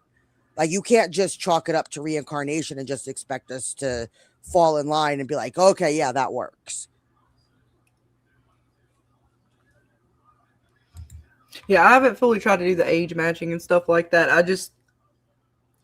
I'm assuming it would, because I mean they've said that that's the way it is. Even Tabitha's kind of, I think, made it clear that was her kid that that passed, and she's trying to save him again, similar to how Miranda was trying to do it. I mean, I guess she could be Alice. I mean, she could be Victor's sister. I think they've kind of confirmed it as not, but I mean, honestly, who's I I get that, Daryl, that the ages match up with the actors in the show, but you don't. Are we saying that the age they are in real life is the age they are on the show? Like, has that been confirmed? Like, just I because think they're 40 in real life doesn't mean their character is 40. An actor can play somebody, give or take 10 years, their real age. So just because their real life ages might add up, it doesn't mean that that's what they are in the show. I'm not 100 on that. I thought that they had made it kind of like it is. Like Victor's age was supposed to be, he's supposed to be older because he's been there for so long. And it is from the 70s. Because if you do, I guess if you do the math from the 70s and you figure how old he is, about how old he is here, that's about, yeah. I mean, and this is supposed to be, I forget, when was the date they gave us for when the Matthews arrived? What year?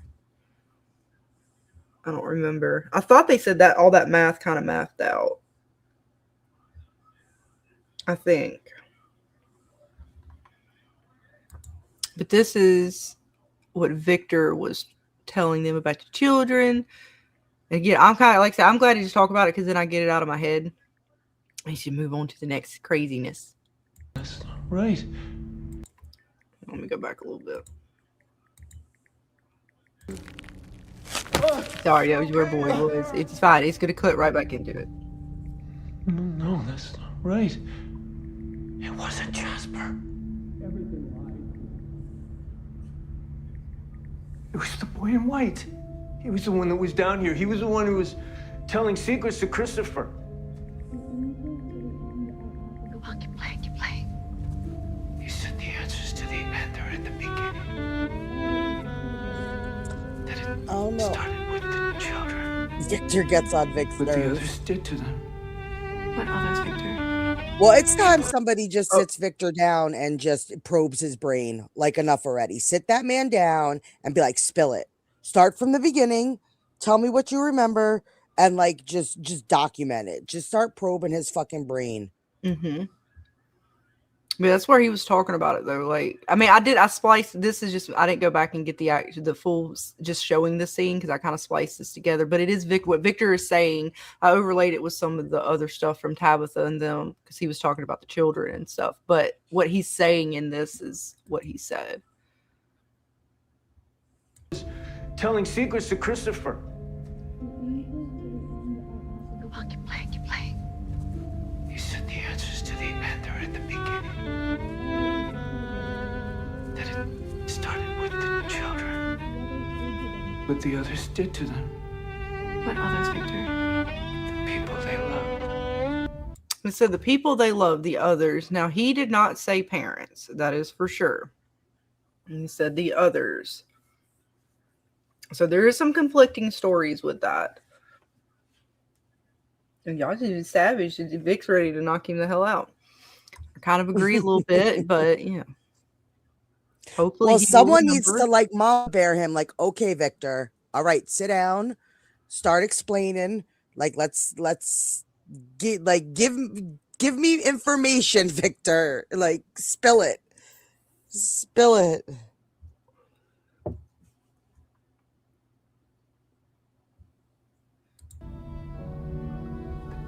The people they trusted. He said the children were born in the dark. And then they were murdered in the dark. But someone who loved them told them a story. The story gave them hope. And I'm assuming the one that told them the story was Jade and Tabitha. Said someone, but I mean I would say Jade because Jade's the one later that kind of really says we used to sing them lullabies. Yeah, but that now, if you're bringing story walking into play, that someone could have been Julie. I mean, it could be, but it seems like that was part of them. Like, that's what gave them the hope, and that's the hope that they poured into the roots of the tree. So, I mean, it could be. I'm not going to just, like, say no, but I don't know if she goes that far back and is able to. I mean, I don't know. I mean, it's possible, but I'm not there with that one yet, but I could see it.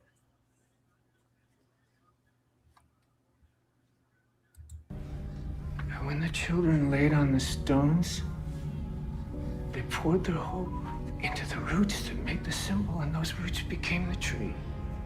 The faraway tree. The boy in white was trying to tell Christopher that to save the children, he would have to go through the tree. He wouldn't listen.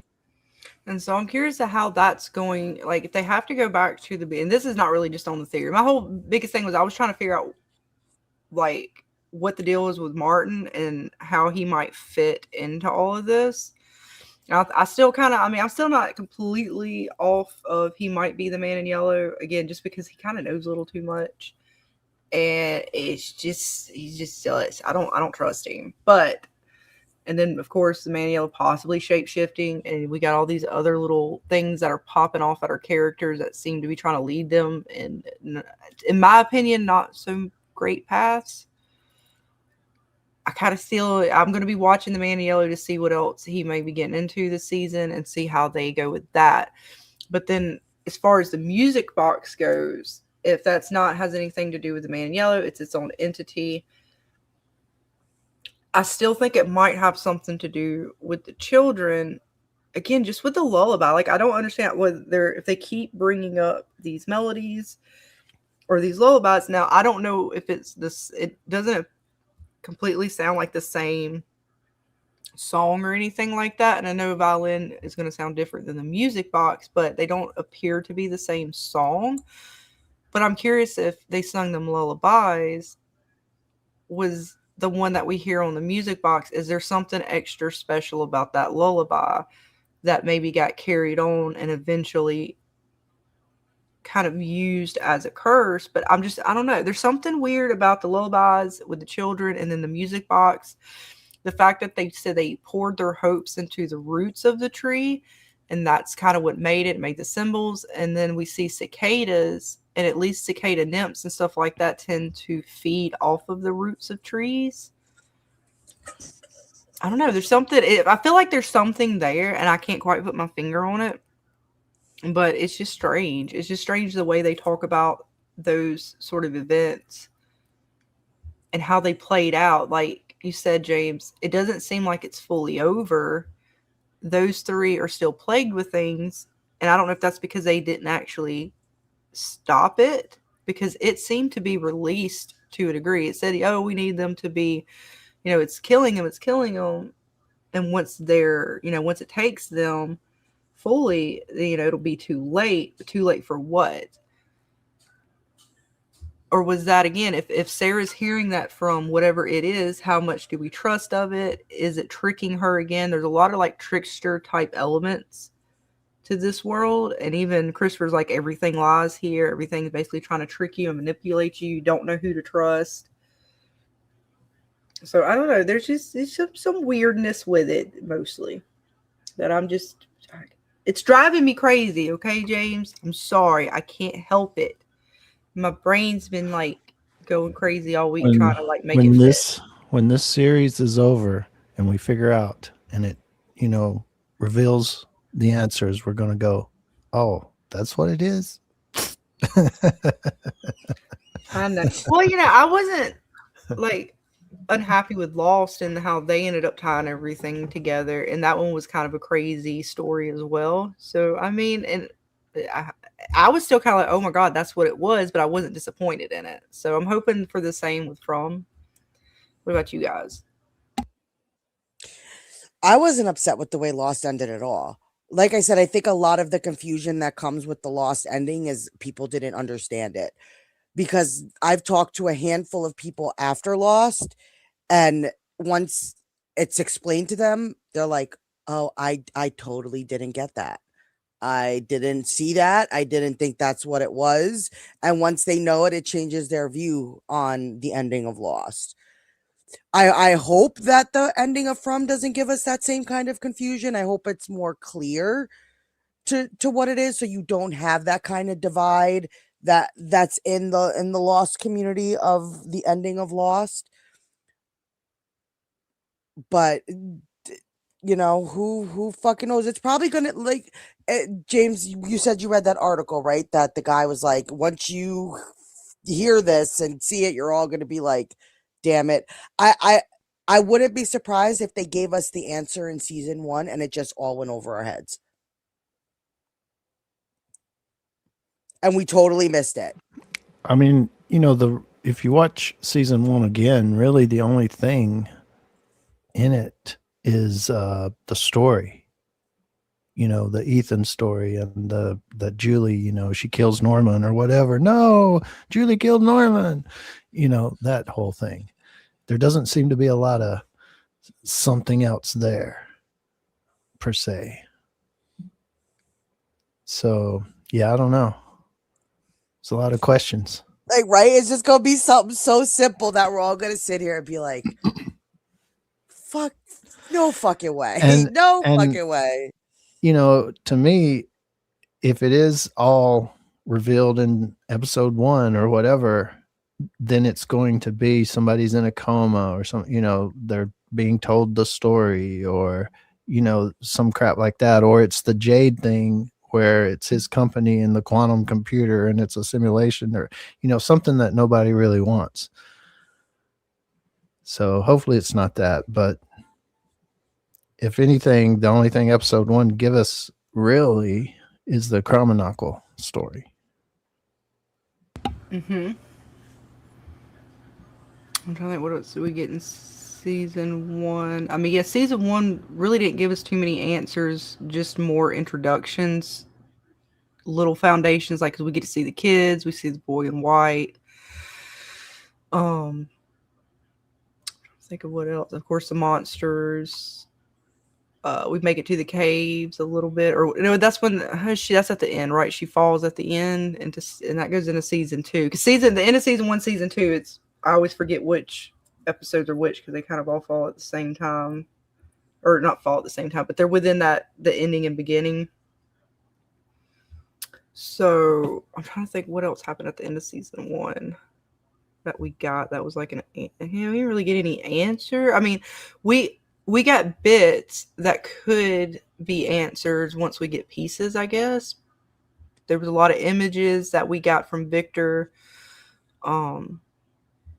Because between season 1 and season 2, it was crazy a little bit. By the time we get to season 2, they really start opening it up a little bit. And then season 3, I feel like, is where we really got actual answers. Everything else to me is just like a build up to what is or what will be. Yeah, they're going to have to start answering stuff this season. If not, if it's just 5 seasons, then the entire 5th season will just be answer. You know, it'll be nothing but answers. Right. And I think there's still a little bit of mystery, or plenty of mystery for them to build off of, because, like, we don't still fully know how, like, the power works. I mean, we just assume it was a psychic place. There's energy here, so there's power, but it doesn't fully, like, explain the power of the water,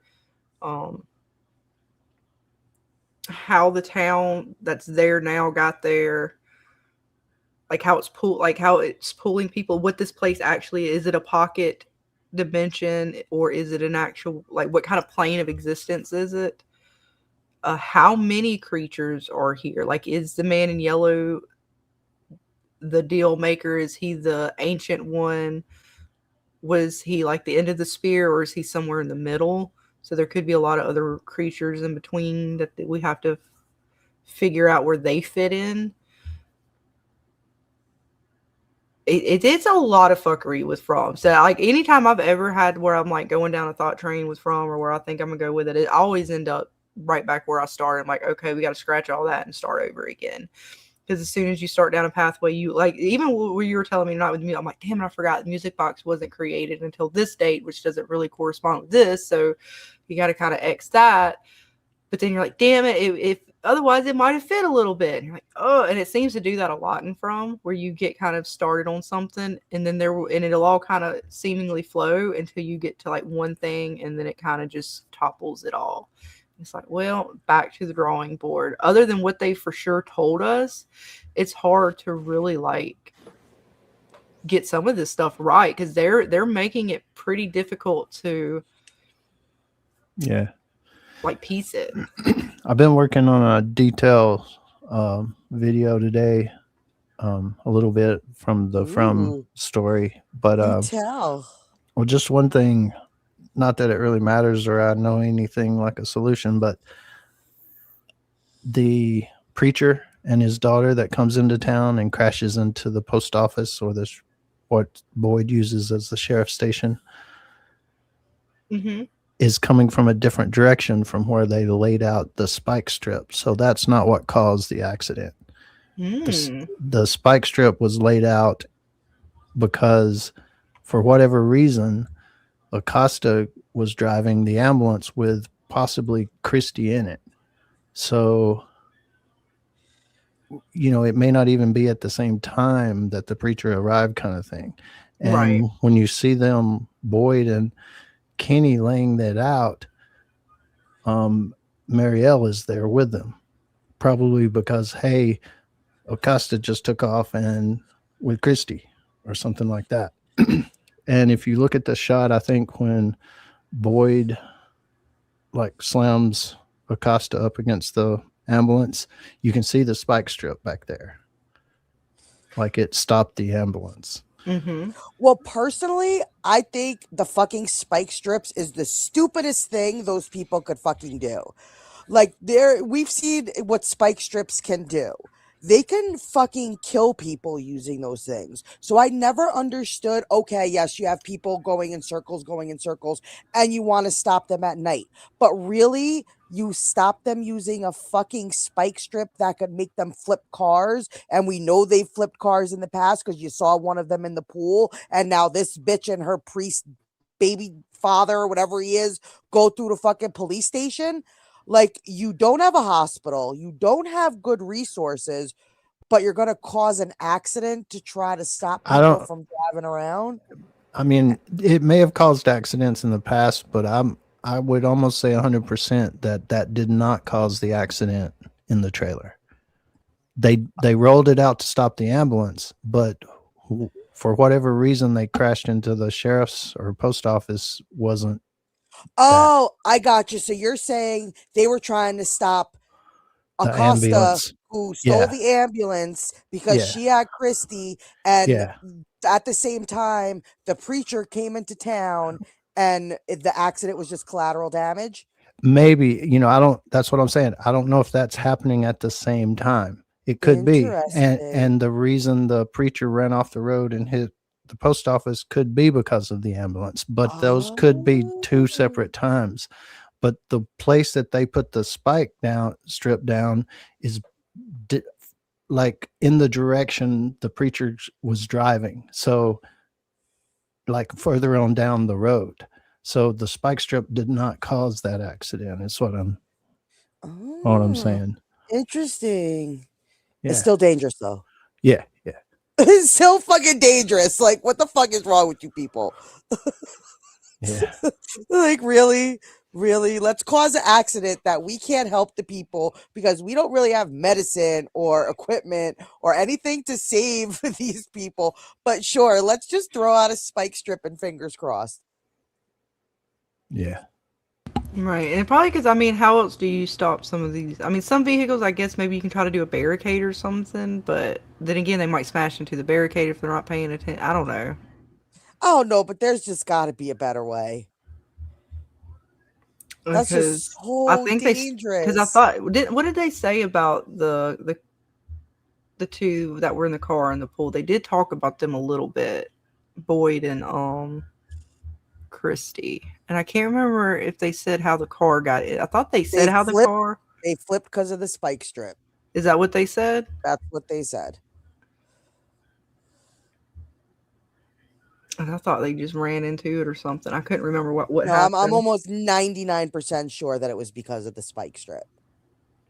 Okay, I don't remember what they said. That's why I was like, what did they say about? Did they ever say why the car got in there? That would be good kind of like, what's the word for that, when they show you something but that's not the cause, and like make you think that it's the cause, but trickery, fuckery, something like that. But then it like misleading you. What was a cost? Like, what was she trying to do? Well, they're gonna mislead us in the trailer. That's the whole point of it, is to make you think something, and then when you watch the episode, of course, it's not gonna be Like, that did you think necessarily. you was gonna be able to do something special? I'm confused. I don't know what's going on, because it seems like Acosta and Boyd. Well, we're not going to see eye to eye. It seemed like they didn't last season, and that's carrying through this season. She may be trying to find a way out and hijack the ambulance, or maybe she was trying to chase after someone, like the preacher or something that came in. Maybe they started a circle and she's going to chase after them. Like, honestly, I don't know, but there could be several reasons. I mean, Boyd grabbing her up like that too. She's already telling Boyd, I think in the trailer, didn't she say something like she didn't say he was evil, but she indicated like he was a monster or something like that. You think you're a hero, but you're really just a monster. So, like, she's not been digging Boyd since the beginning. He ain't been digging her. Those two have been at odds. So I'm imagining she's just disobeying something that Boyd asked her to do. And she's like, no, I'm going to do it anyways. Or something he asked her not to do. And she's like, I'm doing it anyways. And possibly it didn't work out or something. He's grabbing her ass up like, I done told you. I mean, I don't know. But those two have been at it from the start since she entered.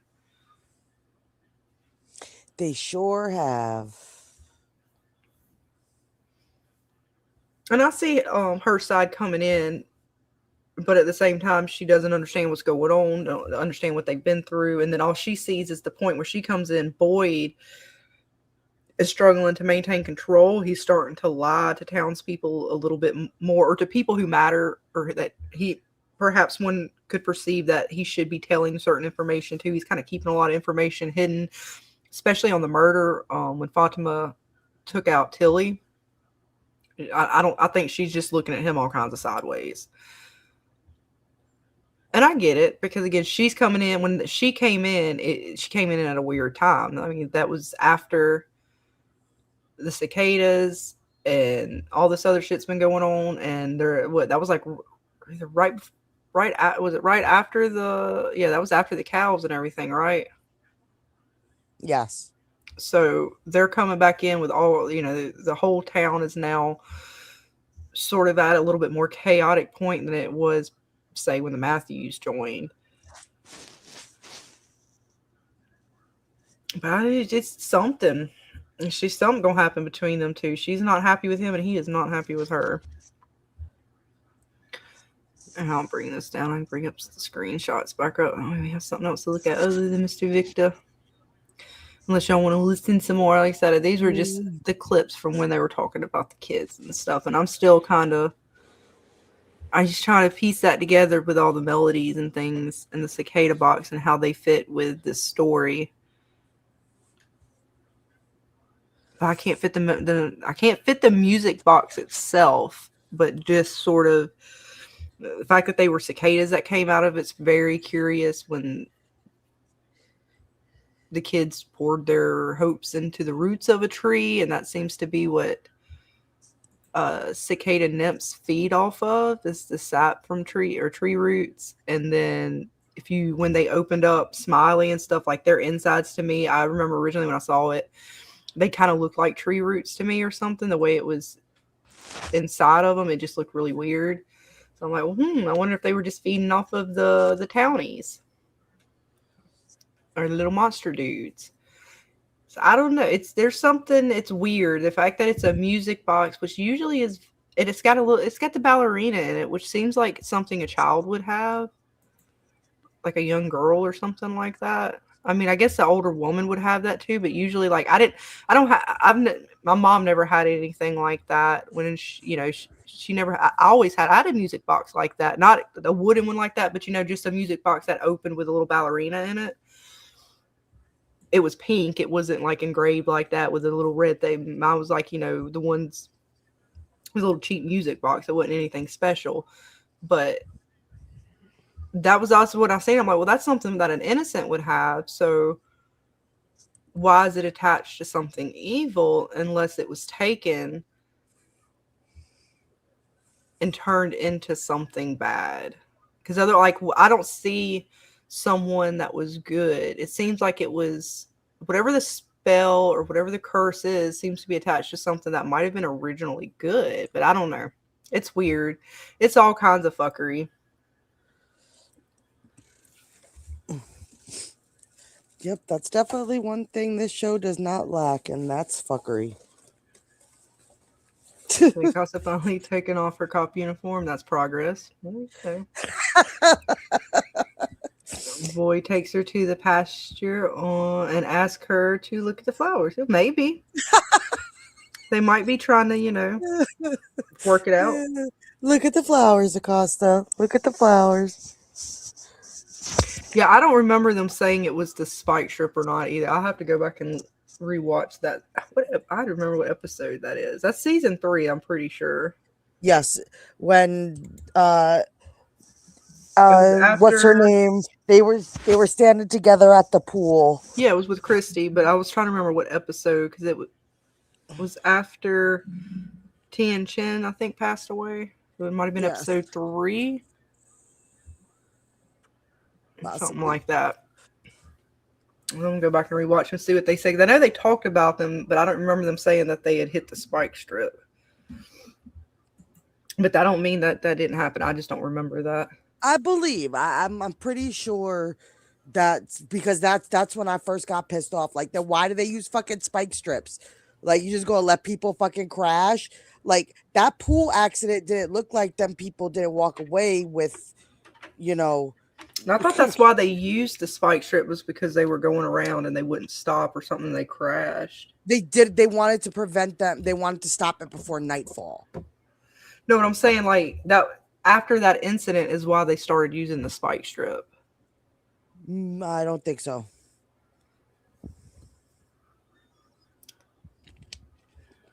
Yeah, just try to remember their names. I can't remember them in regards to the spike strip, but I didn't think that it was that way either. But I don't shit. After tonight, I don't even remember. I don't know everything I thought I knew. Dana.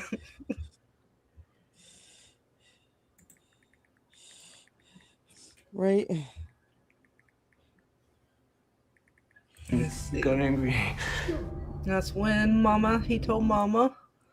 He said Mama had to go out into the tree, and he got all sad because Mama remembered, or he's the one that told Mama.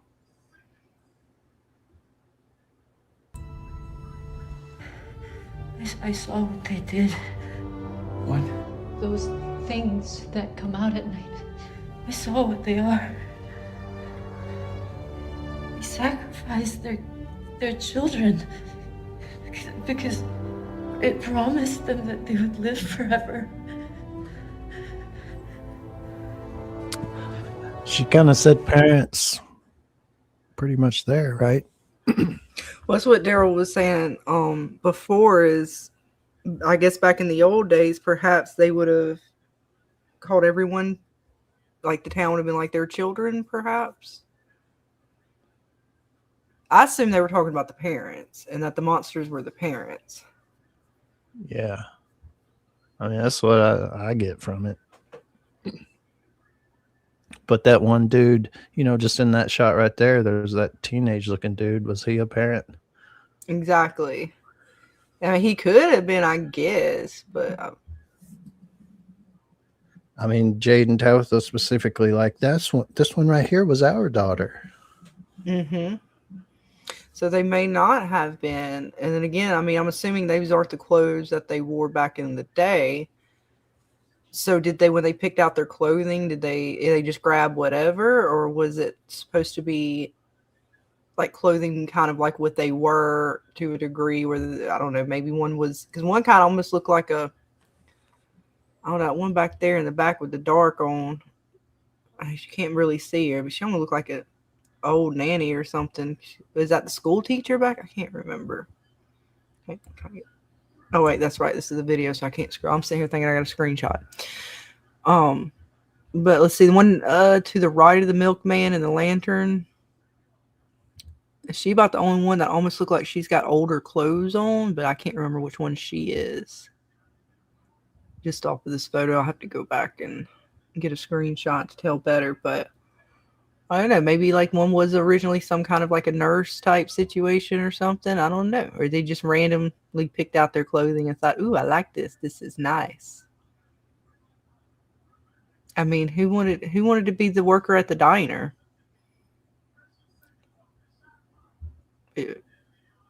Who picked out, like, if you were to pick out any clothing you would want, like you're living here forever and you got your pick, and there's clothing there, there's all kinds of dresses and stuff there. Why would you pick the diner outfit? Or were these monsters not the original? Right. And or that something could like be maybe there's some older monsters we don't know about somewhere in the cave. right. And that could be, you know, it's like when Smiley sat down at the bus, like a lot of people around that time was saying, oh, he must have been a bus driver in a past life. Well, not if he's the original parent, you know, because they didn't have buses back then. Right, or just They any didn't even have original cars. townie, right? Even if it's not the parents, any original. So, So that's you know, where things aren't quite making sense. yeah. There's a lot of mystery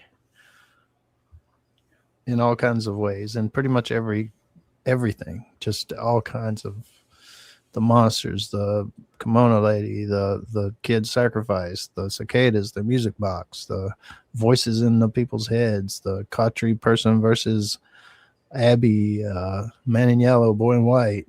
I mean, getting pushed out the window and getting found on the hiking trail and bringing Henry back. And I mean, just everything, the crows, you know, everything's a Kimono damn mystery. lady. She don't fit in the lore of what we have with colonial time. Where in the hell did they get this lady from? I mean, so is she like one of the ancients? Possibly like the man in yellow, or is she something that came after?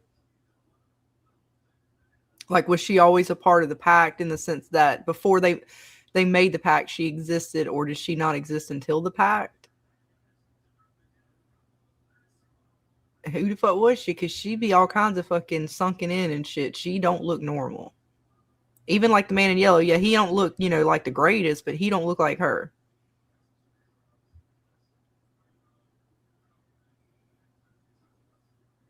It could be Alice. It could be. They could, but it seemed like they said like the people who cared for them too. So they have to be at least the townies that originally were there with possibly even the parents. So if Tabitha and Jay come back and they were once parents of one of the children, and we're assuming that they're all like, if we're doing the reincarnation thing and that means Tabitha is Miranda, well, if they were the only parents to try to save their children, or were the other parents? Were they part of the pact, or was it like the whole town in general became part of the pact, parents and townies, regardless of whether you had a child sacrificed or not? Like, that's another question. Like, how are they working those rules? Yeah, I don't know. It's crazy. She like the Red Witch. She needs fresh baby blood. She needs something. After Smiley died, she appeared after the cicadas were released. I believe right after they were released, Elgin went to sleep and saw her for the first time. After Smiley, after the cicadas. So all that stuff happened. I believe that it was even after, it was just after the cicadas were released. So I'm trying to think, was Smiley dead yet? Yeah. Yeah, because Smiley was dead, the cicadas were released onto the world and the plague. And then I believe he got the dream like right after that.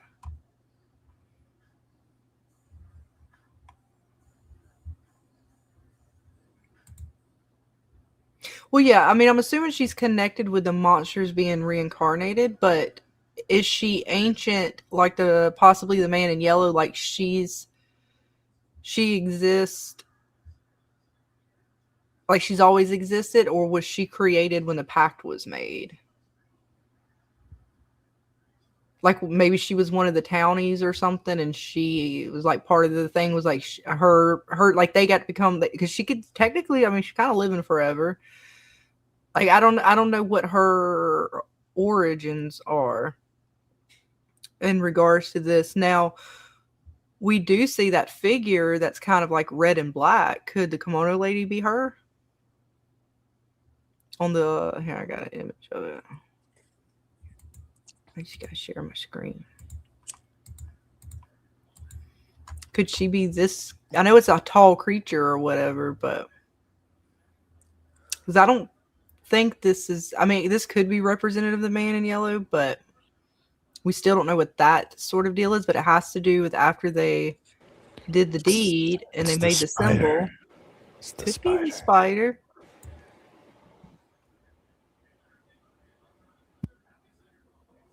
It kind of looked like that door to me too, a little bit, but that's just because my eyes want it to be looking like the red door. But it's not. But I was just because it's red and black. But I'm just curious because she's got the black hair that's kind of flowing, and she's all in these red kind of drapey things. I don't know. Is it Smiley being reborn? It could be. That could be. That could be. But it seems like whatever was painted on the cave happened before that, right? Well, it could, one of the what could be like the monsters when they're being reborn. Maybe not necessarily Smiley, but Right. past themselves. I don't know. Is you curious as hell, though? We still don't know what the hell that is fully. Oh, where did I put the picture, dude? I know I had a picture of. Oh yeah, and I was gonna compare. Oh shit, we got to do that too, Dana. Okay, let's see. I wish I had a better picture. I'll try to get a better facial of him, but I don't know. I'm good to just kind of still say I think it's dude. I'm gonna kind of try. I wish I had a better picture of him. But everyone I was trying to get of him, I couldn't quite get like a just. I don't know. There was only one half face shot, but it just didn't come out clear for me. But that is who I think this individual here is. And I know you can't really tell from that picture, but that is who I believe it to be.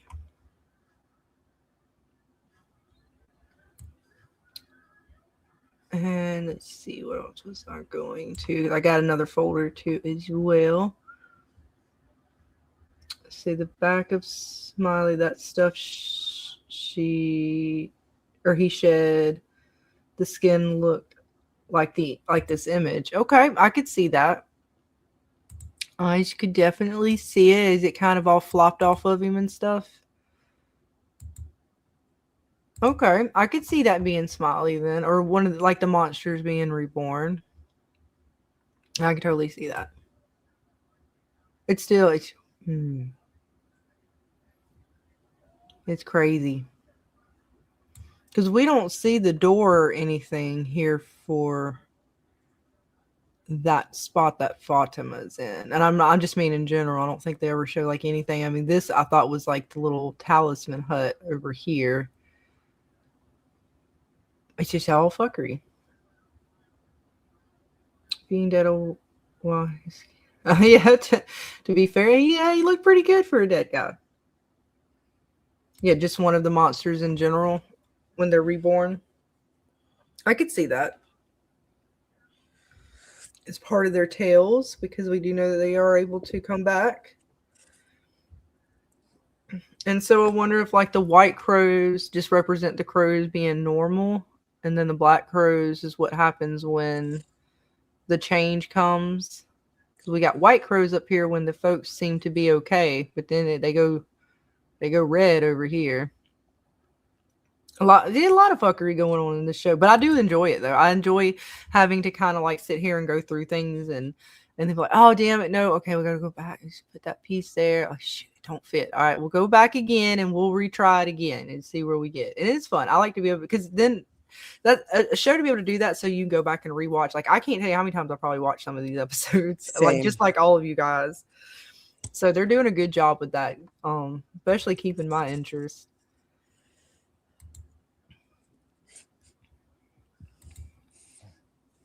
But no, I don't know. There's just something with this dude here and the monsters with the kids and everything. I can't quite put my finger on it. But also, again, with the trees, I'm assuming that, again, the reason something with the melody. We see a new bottle tree in the trailer. Oh, I wonder where that bottle tree is. No telling. Is it a new bottle tree? I thought so, because it doesn't look like any of the bottle trees we've seen. Let's see. Let me go back to those. At least I think, but I could be wrong. I don't think I got it in these. Yeah. All right, hang on. But just the way the way Victor's dad, Henry, and Tabitha look at it, they almost are looking at it like it's a new tree. Let's see, where is that?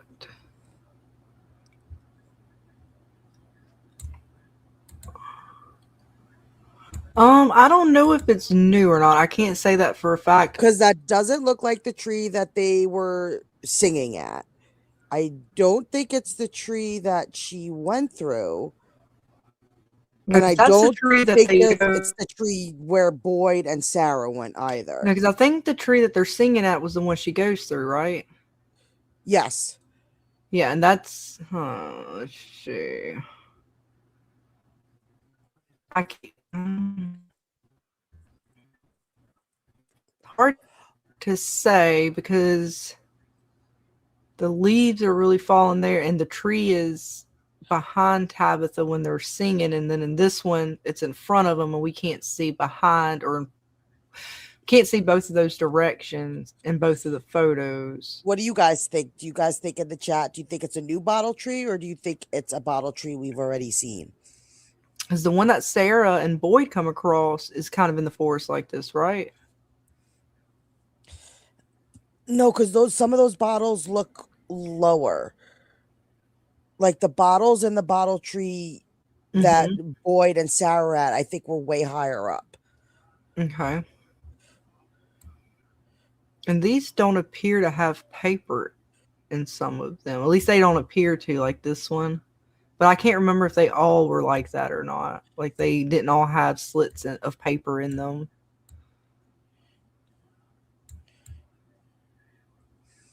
I'm not sure. The trees move a little bit. Yeah, I mean, it could be. It could be. Very true. That is true. Because then it makes me wonder, okay, how many bottle trees are there then? And why are there? It's not as unique as we thought. You know what I mean? When they go to the bottle tree that she went through, this is almost like spring again. Was it first time she went through it? I know it wasn't winter yet. No, I think this is after and Fromville's warming up again. So I wonder if, because I can't see when I'm going back to look at the one that I had right before this one, the other shots I was showing, when they're at the with Jade and Jim, it's hard to tell because again, like the angle is not at the angle of which they're walking in. So I don't know if it's the same one or not. They don't seem to have as many pieces of paper in them, but I can't remember if the other ones, I mean, I know they had paper in the bottles, but I can't remember if they said all the bottles had paper in them. Because this one doesn't appear to have slits of paper in the bottles. At least the bottles that I can see through. You think it's the same bottle tree, James, or a different bottle tree? If I had to guess, it's one of the same ones. I mean, not a just brand new one that just appeared. But, I don't know for sure. It doesn't show it well enough. And I'm wondering if Henry's about to go through it. You know, is that the Right. reason they're Oh. there? You know, and why was he screaming when he saw the man in yellow drawing that Victor showed him? I've got a lot of questions about Henry. I gotta get this photo and put it into that same What do you think, because I'm trying to compare the bottles. What do you think Henry's deal is? You think there's something more to him? This might be the same bottle tree because this one they took all the paper out of. Maybe not trickery type stuff, just, you know, his ties to Miranda and stuff and what she told him and things like that, maybe. And whatever Victor's going through, he may try something, or maybe he hears a voice, or when he sees the drawing of the man in yellow, he remembers something Miranda told him, or something like that. Oh, trigger Yeah. something. Like he father, like seemed- son, then with their fucked up memories, huh? Well, yeah, he seemed very distraught after he saw whatever he saw, because he starts freaking out there. But that might be the same one that that Tabitha goes through, which would make sense why she showed that one to him, because she's like, hey, this is what I did. And only because when I'm looking at it and I look at the tree where they're singing, like they took all the paper out of that one, right? They took down as many bottles as they could, I guess. And because when I'm looking at that one that they're singing at, the bottles look empty as well. But I'm not sure. But this one, like that bottle's empty. That bottle. I can't fully see. It looks like that one is. Like the ones that are clear, you can really see. But like they just don't look like they have anything inside of them.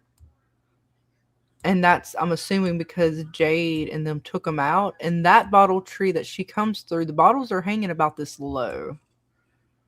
Let's see. Oh no, I need to put these both in the same. But they're hanging about head level. And they're all pretty empty too. So I'm going to go with it's possibly the same one that Tabitha went through.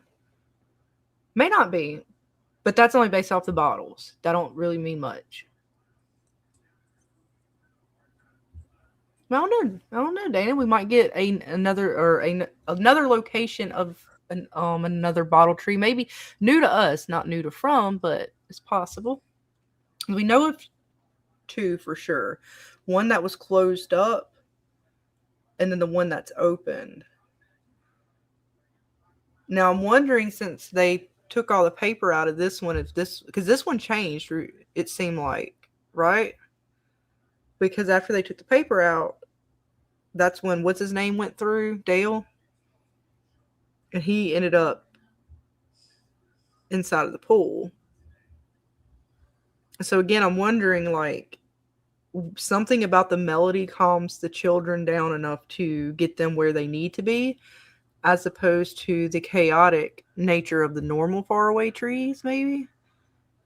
Because something about Victor saying they're temperamental just kind of, I don't know, it reminds me of a child.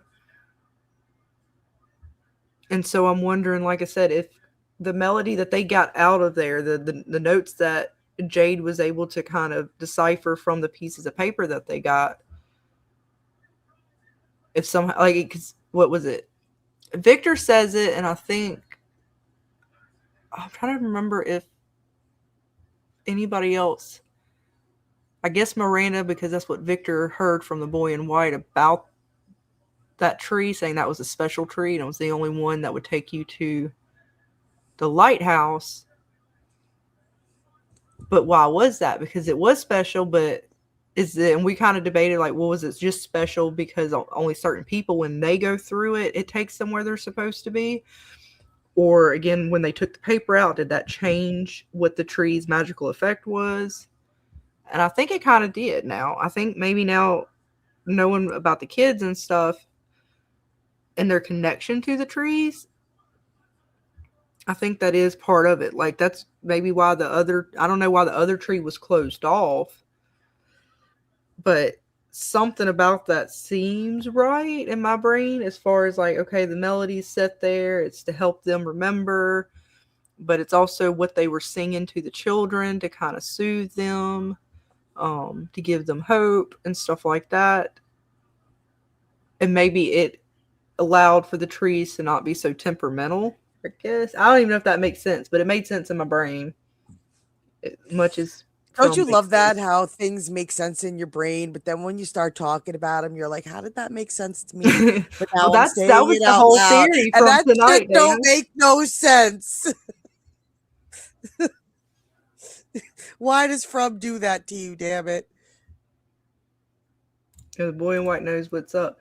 And yeah, he was supposed to be safe going through that tree, but something hijacked boy, because I don't think he was supposed to go down into the depths from which he entered. But yeah, I'm starting to see the boy in white is attached to the side of the children in some way. I still don't know how that is. Like, was he another one of the townspeople that was trying to help Jade and Tabitha, like one of the parents? I don't know why he's not cycling through in the same way, but with Sarah saying, I don't think he's a boy, maybe if what you guys are saying about Tabitha and her dream as a little girl is Tabitha as a little girl in the past, not present day little girl Tabitha, then maybe that little boy is kind of like the same as Tabitha, like he was a little boy there too as well, that grew up in a place that I guess ended up becoming From, or was, because we still don't know if they just like entered into From in the same regard as everybody else, or if again this place sucked them up after the pact or whatever. Like, I'm still not fully on board on how all that goes down, but I don't know. Yeah. There's something.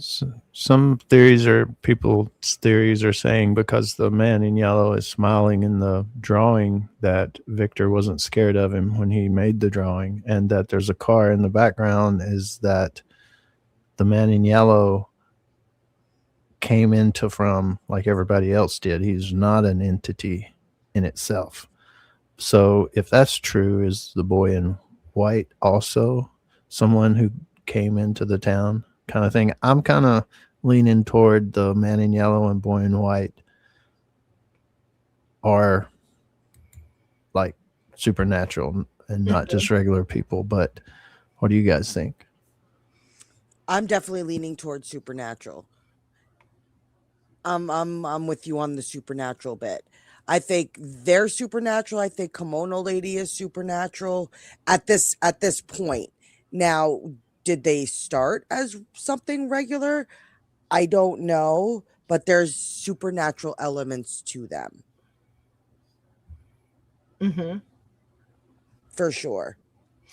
Yeah, the man in yellow, because see, she's showing a picture of like his clothing. Again, we always go back to their clothing and stuff. I don't know how to date what he's wearing in comparison to like the original town, or did he pick up the suit later? Kind of like the monsters picked up some additional clothing, because he's got a suitcase, so we don't know if that suitcase is again where he's just got an extra couple different kind of outfits he's able to put on. Is it a magical suitcase where this motherfucker is able to just pull out Jim's clothes? I don't know. That would be fucking awesome. He just opens up the suitcase and whoever he's morphing into, the clothes are just in the suitcase. Like, it's weird. Like, the suitcase being there is weird. Like, him starting to do whatever the fuck he's doing. He's, to me, is definitely supernatural. And the boy in white is supernatural. Now, their origin... Mary Poppins. I'm not so sure of, like, as far as if... I thought the man in yellow was supposed to be the thing that brought the house down, the thing that's been fucking with them kind of the whole way through. Do you not think that anymore? I still do, but I don't know like how to place him with his clothing or anything like that. But then again, the suitcase kind of to me explains that part of it. What are the things that are kind of changing your mind about it? Well, not really changing my mind. I'm just saying, like, that's just what. Or making you ask questions. Well, no, just because James was asking us, like, do we think it's supernatural or not? So I'm just saying, I mean, I'm assuming he's supernatural. That's what I would have thought he was the ancient. But I mean, I don't know that for a fact. I'm just assuming he would be the big bad it that they made the pact with. So the ancient one being the big red squid looking thing we see on the cave wall. Well, I don't know if that's the big ancient. The whatever it is, that's why I thought he might have been Martin or something. That's why he gave it to Boyd, because Sarah, I don't know if I got to that scene yet or not when we were playing through those other clips, but as she was telling him, it was happy or something like that, you let it back in town, or you brought it back to town. I thought it was the man in yellow. That's what I'm thinking it is, or I still do. That's what I think it is. But I mean, who the fuck even knows? Because I can't say for a fact. And then it's like, why would he? I mean, Miranda shows this image of him, and this doesn't look ancient. So, but he does have the red outline around him as if he's part of that. Or is that? So it's confusing and fuckery. But they made a deal with something. I don't know. They did. And again, he rips Jim's throat out like the monsters kind of rip him apart. So that's why I thought, that's why I still think it's going to be interesting to see what state Jim is in. Meaning, is that the only wound, or if he's ripped apart like we've seen the monsters rip things apart? It's going to be interesting to see if they show us the state of Jim's body. Mm-hmm. I'm just interested to see, okay, is he going to look like all the other kind of ripped apart bodies? Well, I think he's going to, I don't even know if they're going to find him or not. I'm assuming they find him, but I don't know if they find him or not for sure. I'm thinking that's him in the cart. I don't know for a fact, but if they do find him, I don't think he's torn. I think he just ripped his throat out and left him there. Like, the monsters seem to take a lot of pleasure in the torturing aspect. He seems like he's just like, nah, y'all know too much. You don't get to do this. Is not the way the game is supposed to be played. I'm canceling you.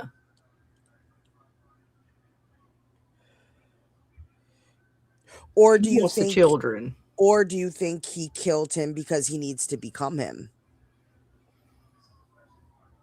He could have. To get to Ethan. He could have, but he could have done that probably before then. If there's rules, he might not have been able to until this moment. Because they keep talking, they're bringing it up now this season, like knowledge comes at a cost. So I'm assuming that's... And they're also bringing up rules. Like, they're making it a point to talk about, we don't know the rules. What are the rules? So... Yes, I'm assuming they're magical rules. When the bartender was talking to Jade back in, what was it, season 1 or so? Remember season 1? Season 2. It was season 2, my bad. When they were talking after, when Julie was taken. And he used to tell her, I believe that's I think that was the same point. Either way, one of them times when the bartender was talking to Jade, I know he said something to him about, or Jade was telling him, like, nothing about this is familiar. And it's like, there's no rules. He's like, no, there's rules here. Like, it's just not familiar to what you know. There are rules. So I'm assuming, again, when he had that conversation with Jade, talking to Jade thinks. I also think that plays to so if a mind if Jade's a logical thinker, then the opposite of that would be magical rules. Yes, exactly. That would be something I would think he would even say to, like, you, James. Like, just because it's not your kind of rules, because you're a very science-based thinker, that would be something like he would say to you.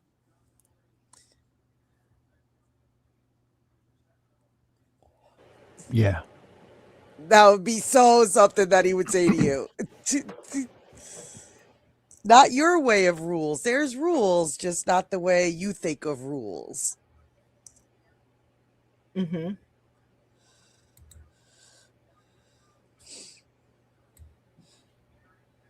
And then let's see which one I have.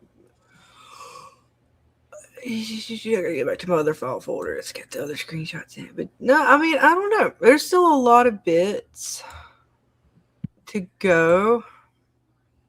I just threw that one in there because I'm thinking, okay, well, we know that there's some. Wait, what was it? Oh, that's right. Oh, wait, what kind of. He made her a wedding ring. Did she make him one, or did they make matching ones from the metal? I couldn't remember. I was still trying to figure out whose wedding ring it was. I was like, well, they got married. Yeah, the wedding ring's interesting. I was talking to somebody about the wedding ring, and they were actually saying, I think his name's Vladimir, I believe is his name. And he said if you look at the infinity symbol, this could be, that the ring is like an enchantment almost, and whoever's wearing the ring, it has to do with reincarnation. Since we bring up magic a lot, and that it could be another, like, think of it like the torch, just another thing that Boyd could use that could have some kind of magic laced in it. Hence why it's revealing itself to Boyd. Yeah, I couldn't remember what Ellis's ring was. I thought he made one for Fatima, but I couldn't remember because I know he likes to do the metal work, so I couldn't remember what his wedding ring looked like. The ring is Boyd's precious. Yeah, I think it's I still think it's Jim's, but that's just me only because Tabitha would have given it to him, and her doing the bracelet in a similar manner where she's been constantly repeating that made me think maybe when they got the rings done, she got that engraved on it for him. Now, does it hold magical powers for Boyd to then use? I don't know. But for some reason, I just had a feeling that it was Jim's. But I don't know whose it is. I think it's the step, like it falls on the steps of Colony House, which that may not be the steps of Colony. That's my assumption. And so I'm like, well, who would be in Colony House where the ring's like falling on the floor? It wouldn't make any sense. And how did it get off of Jim's finger? Because it seemed like he still had it when they were rolling, if that was his body that they have in the cart. So does Tabitha take it off of his hand and hold on to it or something? And then does she pick it up or looking at it or something, remember or something, and then drop it? And Boyd's kind of like, what the fuck? Like, I don't know how this ring ends up here in general, but the size of it looks similar to what Jim was wearing. Whereas, like, Boyd had a thinner band.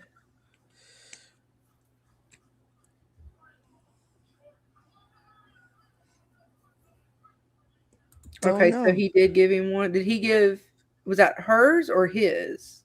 Because this is a male's wedding ring, I believe. Well, I guess it could be a female's, but usually I want to say the ladies try to have a little something extra on there somewhere, but it's thick, so it looks like it would be more so geared towards a male's wedding ring. That's what I would think. And just with, like I said, I thought Jim's looked big like that. Let's see, did I ever get mini shots? I don't think I got one. I meant to get one of him and the ring on his hand, but I don't know. I think it's his. But it may not be. It could be just something that the spirits decided to throw at him. Who the hell knows? But it does have the infinity symbol on it, and it's closed infinity symbol. So why is it like on the map? It's not closed. It's like two G's put together with some extra bits, little lines coming off the side. So I don't know. They're throwing that at us, though. They made sure to bring back the infinity symbol to throw it right in our face, which I appreciate, and fuckery all at the same time. And Fatima still is possibly losing her fucking mind. Poor possibly. Fatima. Poor Fatima.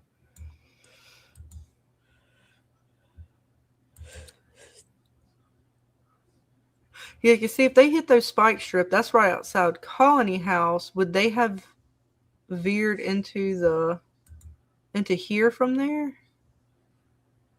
Because that's quite a distance to veer, if that's Colony House behind the spike strips. Yeah, that Gee. location is further down the road from the town. So in the Right. direction the car was going. Yeah. So it couldn't have been the spike strips that You caused. might be onto something there, James. And with Marielle being there, it goes to point toward Christy being in the ambulance because she comes around the back, in the trailer looking at Boyd slamming Acosta up against the ambulance. Right. Was that the beginning or was it shit, I went too far. Here it is.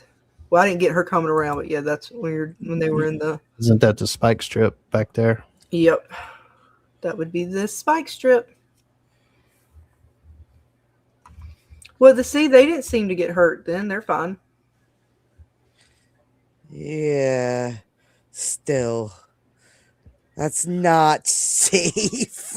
And I'm just guessing Christy was in there because Christy wasn't there. It didn't seem like when they put out the strip, but now, in like the next shot, Christy and Marielle come around the back Mm-hmm. of the ambulance, almost like maybe Marielle gets Christy out. Right, and she's the one probably telling Boyd, like, hey, she took the ambulance. Where are they going? Christy's in the back. Where in the hell is she going? Right? Like, what are you doing? What are you doing? I was just kidding. Yeah, I was just shove her in the spike strip. Well, she damn sure ain't listening. And I don't know where the hell she's going. Chris would get very upset. I think he likes her. Aw. I don't know where the hell they're trying to go though. That is. Yeah, I don't know what Acosta was trying to do. If not, like, I'm going to be the hero and I'm going to take this ambulance and get the hell out of here. Did she hijack? Like, did she take it? Like, was Christy just a casualty kind of thing? Like, Christy just jumped in. Like, she's like, I'm going with or without you. And Christy's Don't trying you to stop take her. my ambulance? Yeah, maybe. We need this.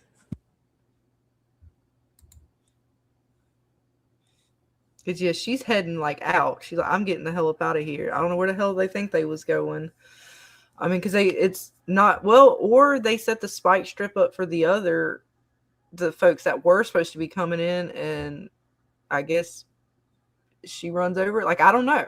Not to say like they run into the post office, but trying to figure out why Acosta's out there with the ambulance. And that's pretty far. I mean, that's out by Colony House, and we know that's where, not too far from where, just outside of town, I think. Like, that's pretty much just almost outside of town. Right. I mean, it's further down the road, and it's the same place they put it in season 1 for Jim and them, who didn't make it back around because they had the wreck with Jade, and they got in the pickup truck. And the pickup truck, the reason why they couldn't make it all the way back into town is because they forgot about the spike strip and run over it right there, and had to run to Colony House because it was the closest thing, not town. And I think that might be why they do it there. It's because even if they do run off the road, I guess their hope is that it's pretty empty out there. They're not going to run into anything too bad to hurt themselves, but they're definitely not going to run into anything in town or hurt nobody in town.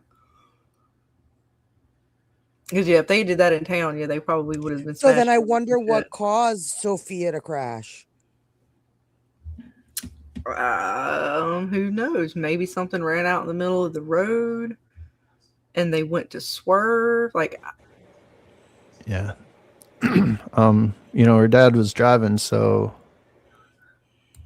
we don't know. If anything, if it wasn't like something about the town that was effing with him, it was somebody like Ethan or something happened where he had to swerve, maybe. Because it's in the daytime, right? Right. Yeah, this But is the daytime one. Whatever smashes right here is the daytime. it could have been the boy in blue. Maybe. The boy in blue that Jade sees in the caves. We've got a new character. I know. I think it's like a young version of Jade, like fucking with him. Probably. But I don't know that for a fact. I mean, that kind of goes against what I was thinking with all these little whatever the fuck they are, but I don't know. Did Jade never talked about having siblings, did he? I know he talked about his grandmother, but I can't remember if he ever talked about having siblings. Like maybe it's one of his siblings that passed away. I don't know if I don't think he ever said if he was. Did he ever say he was an only, or what did he? He might have said he was an only child. I'm trying to remember. He comes off as like an only child, his character. Trying to find somewhere. I think I passed it again. Wait, maybe. Damn it. There's too many screenshots. No. Not that one. It was somewhere. Was it at the beginning? I'm sorry. I got other screenshots in here too. Damn it. I lost it. I know it was here. I got too many data.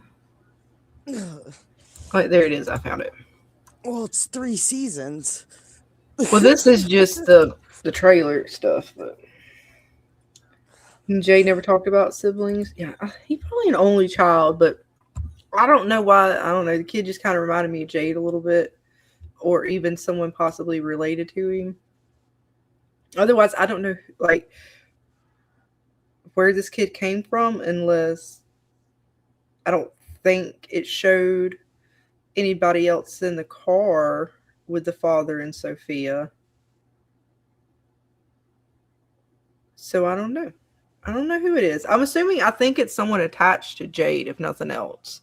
I just don't know if it's like somebody in his family or if they're fucking with him and like just showing a young version of himself talking to himself. But I know you guys think. Who is said mystery child? And who is the father? No, I'm just kidding. I don't know. What about you, Dane and Jen? What do y'all think it is?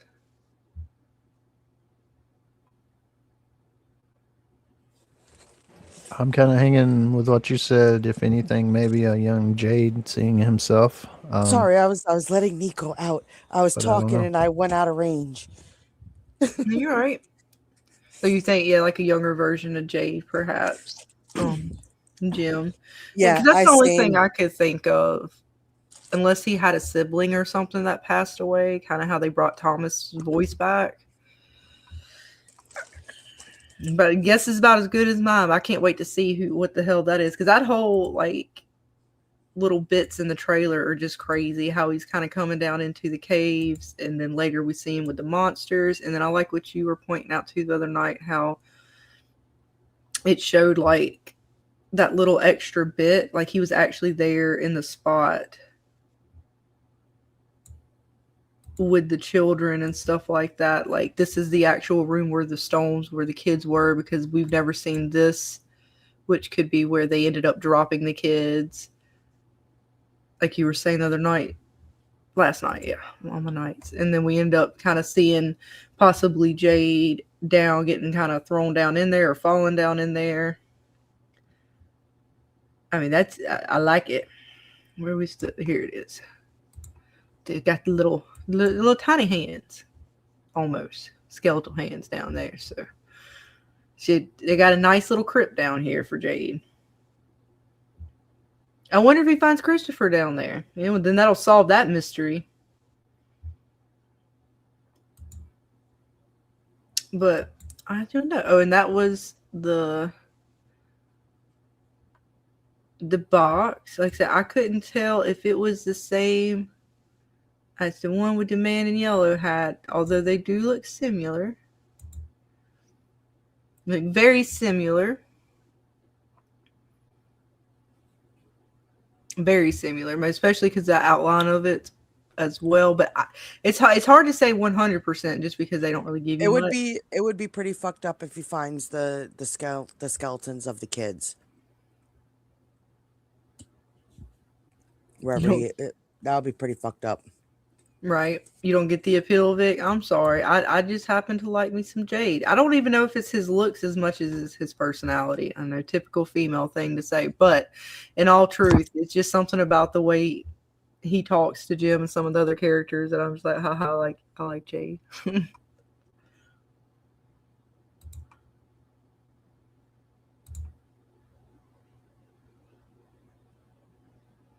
And Jade is sexy as fuck.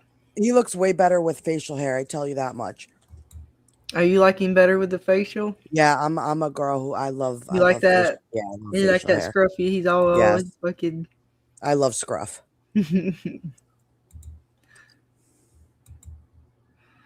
So yeah, if that is him, then is he transforming into a damn like? Why would he need this suitcase here unless he's pulling some clothes out of it? And whose clothes is he pulling out of here? Yeah, this again. This Agreed, should go Daryl. more I agree. Jade's beard makes him much more attractive. Man, this little dude here don't make no damn sense. What the hell is he doing with this box? And yeah, I don't know, man. He appears to be cracking and stuff. The fuck is he doing? You see, he ripped out dude's throat, but he don't seem to have the fingernails. Boy, was he strong enough to rip that throat out. I thought he did have some longer fingernails than that. I'm gonna have to go back and relook again. All the relooking. Whatever. I don't know what his deal is. He got some veins on his back too. So yeah, I don't know. That again, it makes me think if he is a shape shifting into something. Maybe it's some kind of magical suitcase or something. I don't the fuck. Because otherwise, what is he going to do? Is he putting a wedding dress on? What the fuck is he doing? Scarlet. Which what we found in there was like a wedding dress and or nightgown, depending. We didn't get like a great look at it, but you know what I'm saying. Like it was a white gown of some kind. No, that just made me laugh. Was it not? And we got it all wrong. It was some like old ancient garb, something he was supposed to be wearing or something. Like what in the fuck is it? And then that means that he's not the man in yellow suit. Then it is nothing. That's just that's his everyday wear. Why did he leave his everyday wear behind? Or did he pack that in the suitcase? But no, he left it behind. So why didn't he pack it in the suitcase? Maybe he's got more than one yellow jacket. You know, it's his favorite outfit, so maybe he's got multiples. He may. Maybe nobody's ever got to this point before. True. Very Didn't true, James. Didn't he say something in the trailer like, the man says something like, this is the part of the story that's my favorite, or this next part's my favorite or something? I could have sworn he said something like, this next part's my favorite. Yeah, and that could insinuate that it's happened before.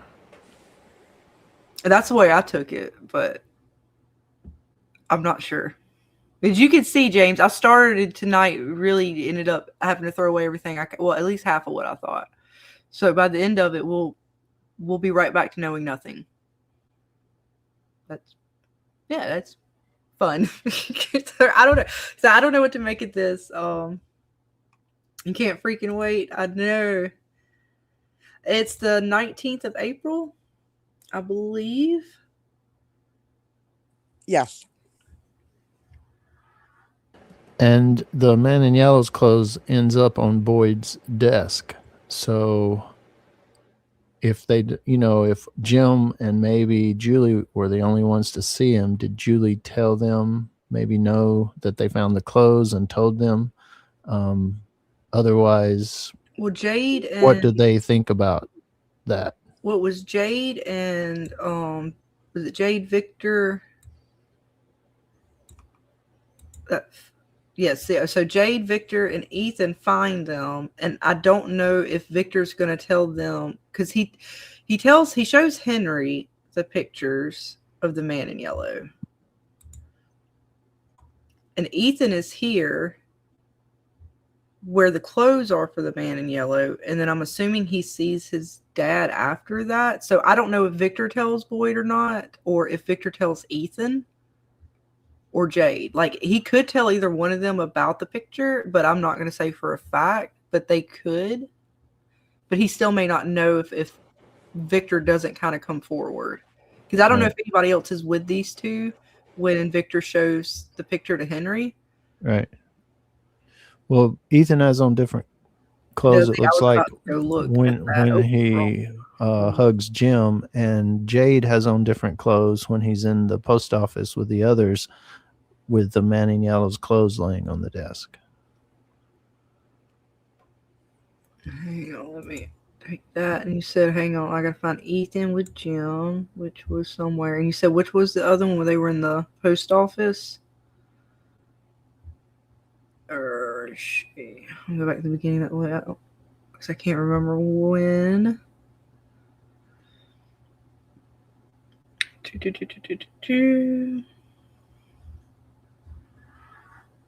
Alright, so nope.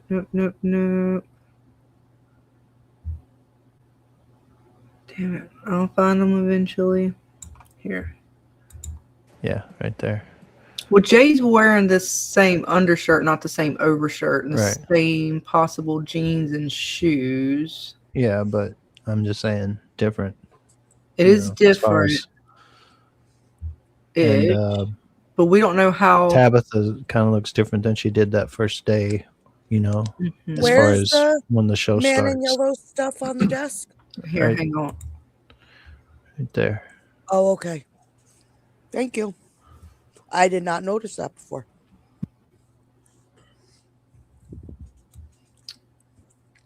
Let me bring back those, damn it. And we see Boyd in another shot where, the wall has been patched up behind him. So it's probably this same scene right here, just a different camera angle. Yeah, because it looks like there's a lot of debris in the garbage cans, like random trash and boards and stuff. And those garbage cans possibly, and some other little chalky bits maybe. And possibly the glass is broken right here. It does look like. I don't know, Vic. He could be running around the woods naked. Who knows? And then let me go back. Oh, shit. I lost my picture. So, I mean, it could be, depending on when they found it and when they turn it over or when they decide to meet up like this. Like, they could turn it in one day and then something happen, like they never get to it till like the next day. Possibly. I'm not sure, though. Let me find the one with our kiddo and daddy. As far as those people in the room, none of them had any interactions with the man in yellow. It would just have been Julie. And possibly Victor. Well, future Julie, not our Julie. Our Julie hasn't had any interaction with him yet. Correct. And Victor seemingly possibly, depending on when you go by, when he shows because obviously I'm assuming this happens before they get it into the office. So Jade is here. So if Victor tells Jade anything, it's possible Jade might know. Otherwise, I don't know how anybody in the room would know. The only way anybody would know is if Victor told someone. Now, I know like he seemed to tell Henry something. Now, does Henry tell Tabitha or anybody else? I don't know. Right, because Tabitha's wearing what she did when her and Henry walked to the bottle tree. And Henry might have remembered something. That's why he was, making the face or whatever when Victor showed it to him. So that's a good theory. And, Boyd's standing there going, okay, we're looking for a 50-plus-year-old naked man running through the woods. Right. And yeah, Ethan's wearing different clothes. So does he come back by himself? Because that's the day it looked like he was wearing the clothes when he's running to right here and he's trying to run away.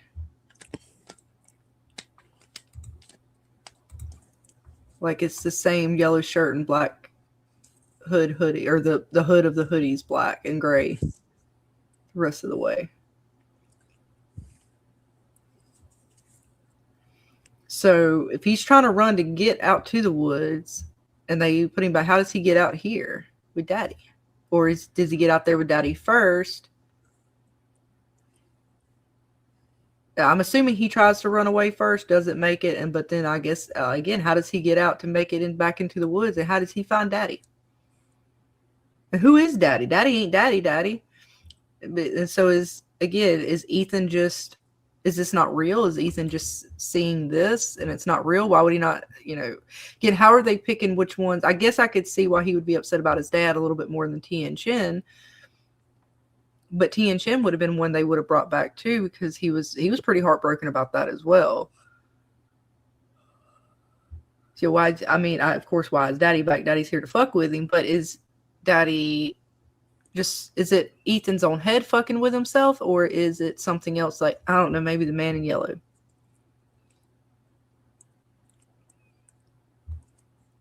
What do you guys think? Who is the father? Is he real? Is he a fake father? All right, we need Maury Povich out here, please. You are the father. But Daddy ain't Daddy. I know. Who do we think that? Like, is this place, like, why are the dead coming back in the way they are? Again, is it just all in their heads? What is controlling that or allowing?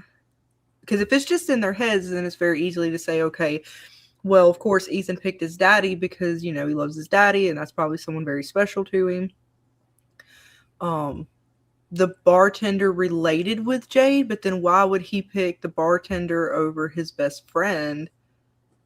We don't get to see his best friend that much, but you would think the guy he came in with, or not his best friend, but his good friend, I think he said, I don't know if he said it was his best friend, but why would a bartender be more relevant to Jade in an emotional sense than someone that he knew outside of this place?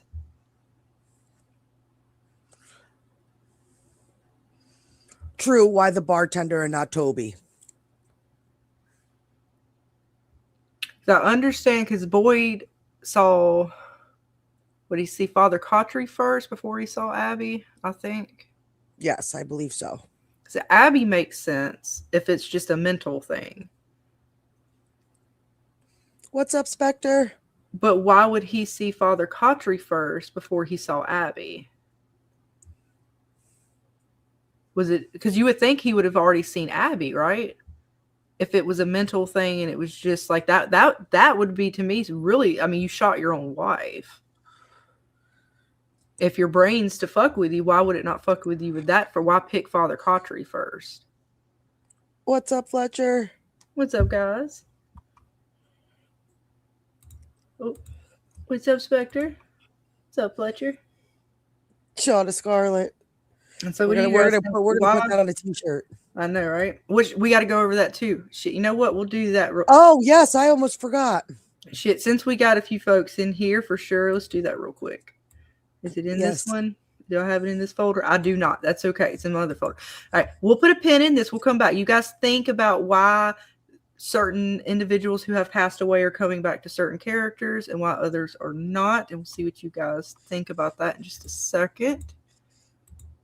And we'll show you guys some of the awesome t-shirts that Miss Dana has for us. Well, we picked it out together. It was a group.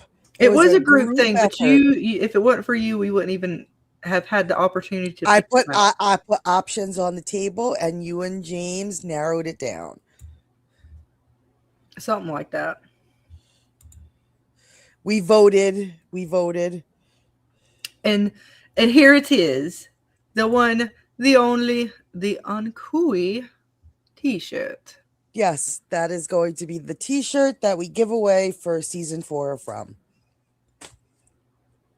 I should have put confetti on it. I should have made it pretty, but I made it dark and jewelry. I like it. It's nice. I like it. Yeah, I think I like it too. I think it's like a band t-shirt is why I like it. It looks like an album cover or something. I'm like, I'm so down for the Uncooey band, man. Let's go. Right? Yes. James, you liked it too? I did. Yeah, It's really cool. it got the James vote of approval. Oh I mean, yeah. I don't know what songs they sing, but Right? The Odd Cooey Shuffle. Who did that one? Somebody did that last year. They did the Uncooey Shuffle. Was that was it Jeremy? Not Jeremy Isofire, other Jeremy in the chat. Yes, I think so. He was the one killing it with all the music. Mm-hmm. I was trying to remember. It's been a minute. Yeah, so I will put that up in the Discords at some point, and then everybody just share it out and get it out there that we will be doing the shirt giveaways, most likely the premiere and the finale, because I'm going to do what I did last season and wait. You guys are just gonna have to be patient and wait till the end of the season because I want to get everybody who wins the correct sizes. So I will order them for your size. And I'm gonna wait till we do both giveaways in order to do that so I could do it in one swoop. Because I don't want to just order 2XLs. What if you're a tiny person? I don't want you swimming in a 2XL. So I will be ordering the shirts per your sizes. Nice. There you go, folks. Something to look forward to. Yes. And yeah, it is actually really cool. Like I said, I'm so down for this band. The album cover like that, it's got to be a great album. Vic already put in her size order. I'll take a medium.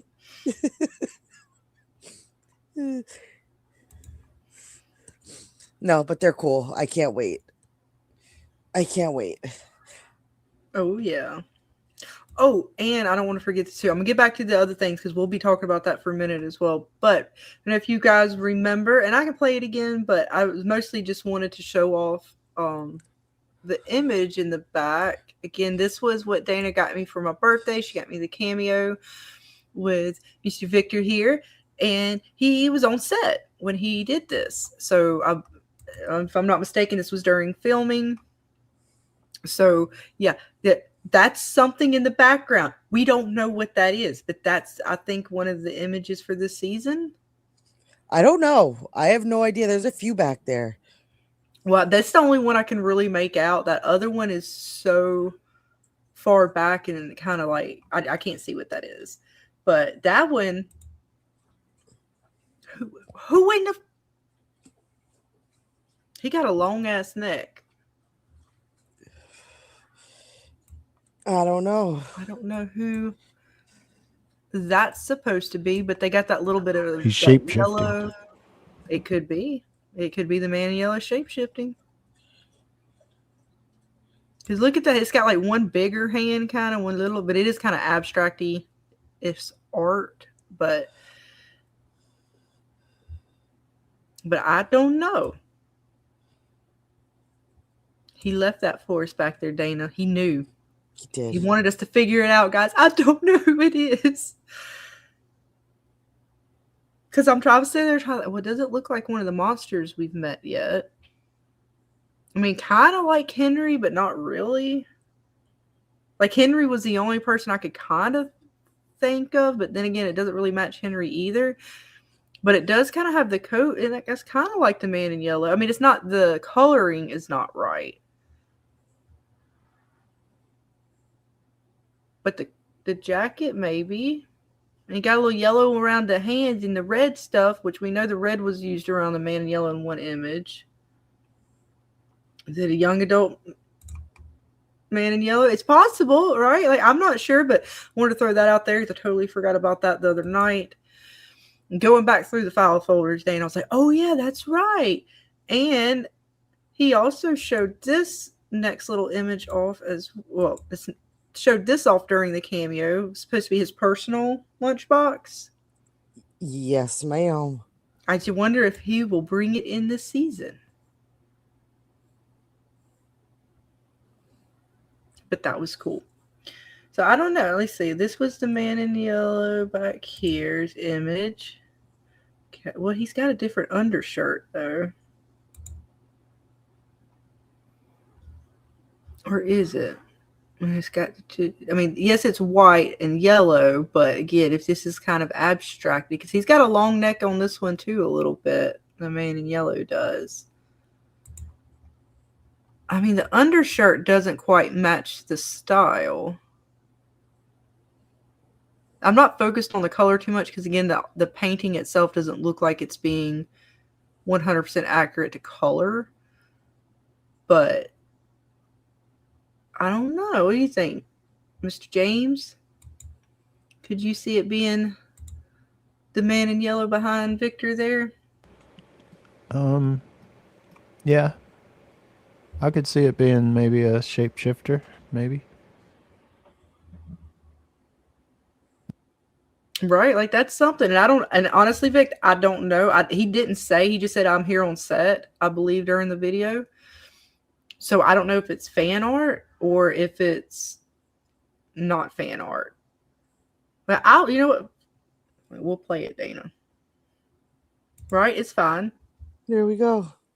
Well, we'll see. Because that way we'll hear exactly what he said. Because I can't remember verbatim. But I could have sworn he said, like, he's on set. Now, it doesn't mean that still is not fan art. But I took it as it was supposed to have been, like, actual art from the show. Oh, it's been a few months back. It was actually last year, November. So Dana got me this a few months back. Quite a few months back now. And I'm just trying to pull it out. I remember which folder I put it in. Or which part of the from folders. I can resend it really quick if you need it. No, I got it. I got to get into my folder. It's being slow. This is trying to access my hard drive. See, my external Dana, it just does that sometimes. It already should be accessed, but apparently it's wanting to be slow. It's just one of them nights.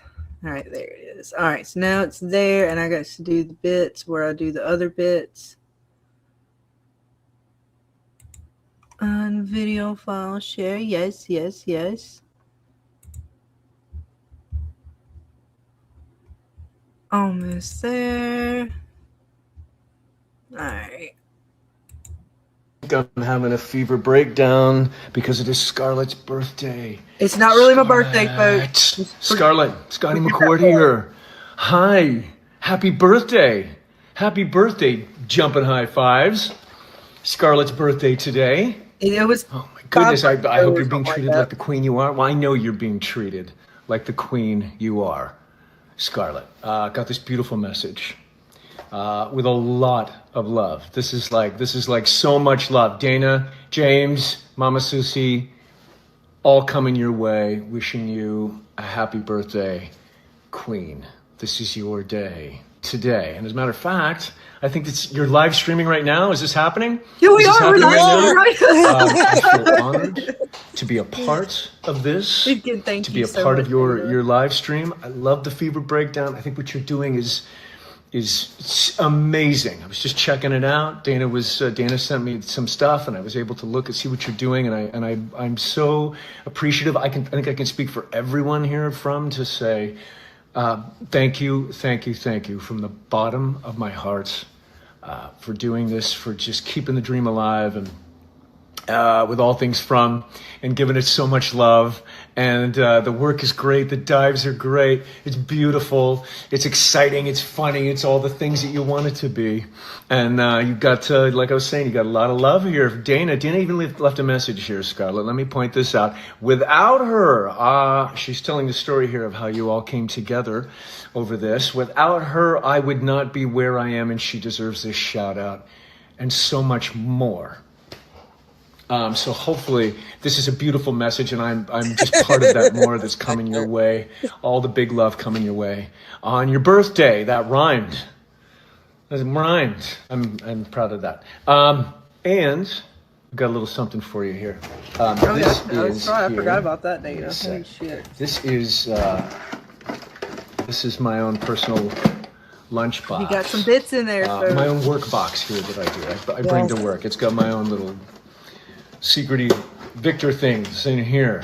some of which I have to keep under wraps. But in this little book of goodies here, where I do some drawings and things, I think there's a little something in here for you. Oh, there isn't. Love you, Vic. Have so, fun. This, I always saw Victor as if he had an animal, he would be an owl. I have this whole thing, and in some cultures, the owl sort of represents the protector of the peaches, and this it's just been sort of something that I've been working over the years. And I started to create this little owl and this little drawings that I would do. And so I made you a drawing. This is a picture of Victor. This is how I render him. The protector of the peaches, flying over the woods here, and he is got the birthday crown for Scarlett right there. And it says happy birthday backwards because, and this is just my own thing, when I write as Victor, he writes backwards, like a Leonardo da Vinci thing. He does to sort of protect his work. If he says that's what he does, I wonder if we ever do trying to decipher between them, if he ever does mark anything like that. So, like difference between his and Eloise's, which we haven't seen anything with writing on it. So I'm assuming it's on the back of them, but we haven't seen that. So I was just curious if he will like have that incorporated, like, that's his art, Victor's art. That would be something. And there you go. That's for you, Queen. For the birthday queen from Victor. With lots and lots of love. Lots of love. And again, lots of love from me. Lots of love from Mama Susie and James. And from Dana Marie. And again, I want to thank you so much, so much for all of this, for everything that you're doing. And I don't want to take up all your time here because you got a live stream going. You got a lot to do. I'm going to tune in. I'm going to watch. I'm here now, so thank you again for keeping the dream alive. And bless you. Dana, James, Mama Susie, thank you so much. It just so much joy to It's coming, folks, I promise. I forgot how long and, it was. It's been a minute since I listened to it. Have a stellar birthday. Have a stellar birthday. Speaking of keeping the dream alive. Yeah, happy birthday, you. All right, Scarlett. Season 4. Oh yeah, before I go, season 4. I'm here. We're working on it. We're doing it. I can't wait for you guys to see season 4. We're all really excited about it. It's going to be a very thrilling, bust-out, revelatory, magnificent season. It's all coming your way. So by the time we connect like this again, your birthday, be talking about season 4. Sound good? All right. Happy birthday. So, like I say, I forgot how long was it again. Thank you so much, Dana, for that on my birthday. It was the greatest gift I've had in a long time. So thank you so much. But he said he was on set. So I took those images and even the lunchbox possibly coming into play for season 4. But who knows? Remove that, bring that. Oh. There. Okay. So, again, thank you, Dana. It was the bestest ever. But yeah, so I don't know. Again, the picture behind there, I thought it was a set piece, like these images over here. So I don't know. So do you guys think it's just a fan art, or do you think it's part of what they're going to put out for this season? I don't know. I think it might be fan art, but you never know. You never know. Because I'm trying to think who that looks like. And it could just be fan art, because there's some other art back there. And I don't know who it would be, but it was just sitting right behind him. He's like, yeah, we're here on set. And I'm like, so I don't know. I'm curious to see if that's something that comes into play or not, or if it could just be fan art. But I still looked at it and I was like, what the fuck is that? What does it mean? It's just a fan art. What does it mean? And we'll be able to find out real soon, at least. If it is something, I know whatever was in his lunchbox, he wasn't completely able to show us that he had some victory bits in there. So I can't wait to see if he gets any other bits that he gets to show off this season. Yes. But now, I don't know. When it comes to the trailer, and as far as, again, why are certain characters able to come back as either some kind of spirit or hallucination? Like, I don't know. I don't know why they're, like, again, Toby didn't come back, but it chose to pick the bartender. I know that he had a connection with the bartender to a degree. And maybe because he thought like, kind of had the same logic as Jade. But I don't know. I don't know why they decide to choose who they choose to bring back to them. Other than, of course, I just think they're fucking with them. But if it's not this place fucking with them and it's their own subconscious, I'm just curious to how it chooses who it chooses and why it chose Father Cautry before it chose Abby. Or why did Boyd's mind choose Father Cautry before Abby? You would think what happened to Abby, he would hold more guilt for. It would be more on his heart, you know, like that would be something, because he goes to her grave like all the time. So I don't know. Let's see. I was trying to share back to them other ones. This one, I think, yeah, that was the one. And I think someone said that this could be a dream with what he's seeing, and it could be. It could be. Looks like it might be the same day. I would assume it would be Ethan's. So he dreamed the blood on the RV also? What do you mean?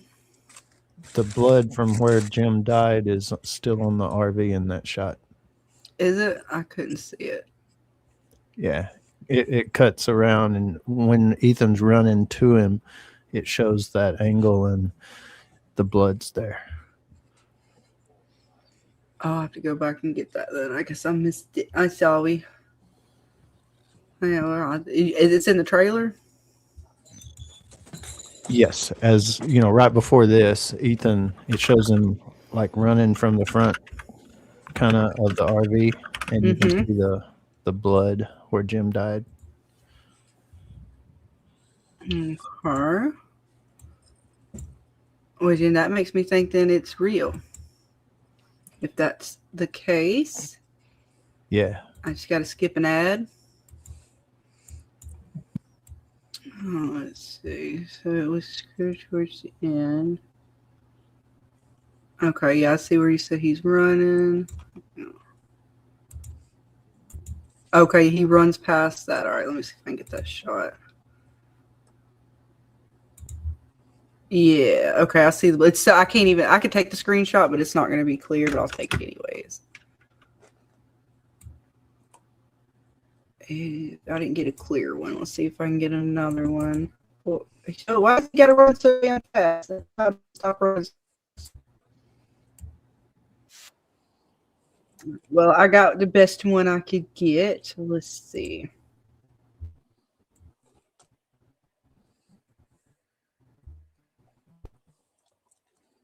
All right, so it's kind of like that's like the red streak, I believe, back there behind him. It's supposed to be the blood. Is what you were talking about. I tried to get the shot, but there's a red streak back there. You just have to take my word for it. Yeah, yeah, that would be where he got his throat ripped out.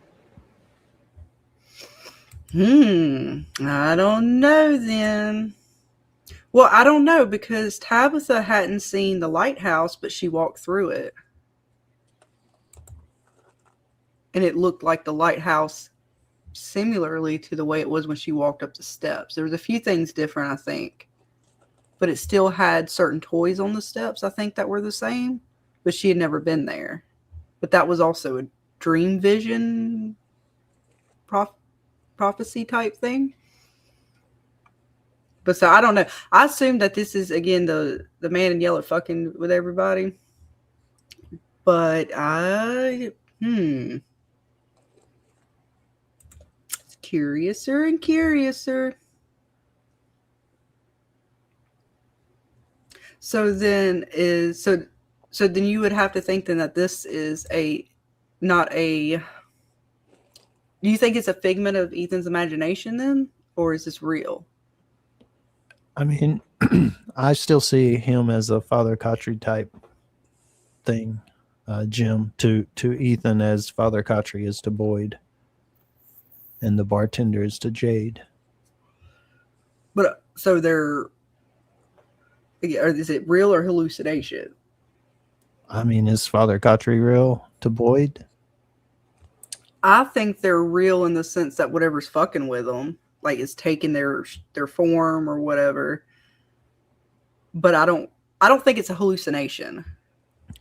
I would say, I mean, it's just me. I think that Father Kotri appears to Boyd in the post office, and they're talking. Donna walks in. She doesn't see Kotri. She can't see him because it's I don't know if you call it a hallucination or an apparition. You know, an apparition, maybe both Donna and Boyd would be able to see it. So I think only Boyd can see and hear Father Kotri, even if Donna walked in the room. Right. So that's what I'm kind of thinking Jim is to Ethan. But that, just a theory. And that's very, I would agree with that, except that certain people can only see certain things regardless. Like the children. Not everybody can see the children. Jim couldn't see the kids when they popped up. Yeah, and Julie couldn't see the kids at one time that Tabitha did. But they seem to be real in the sense that they're not a hallucination.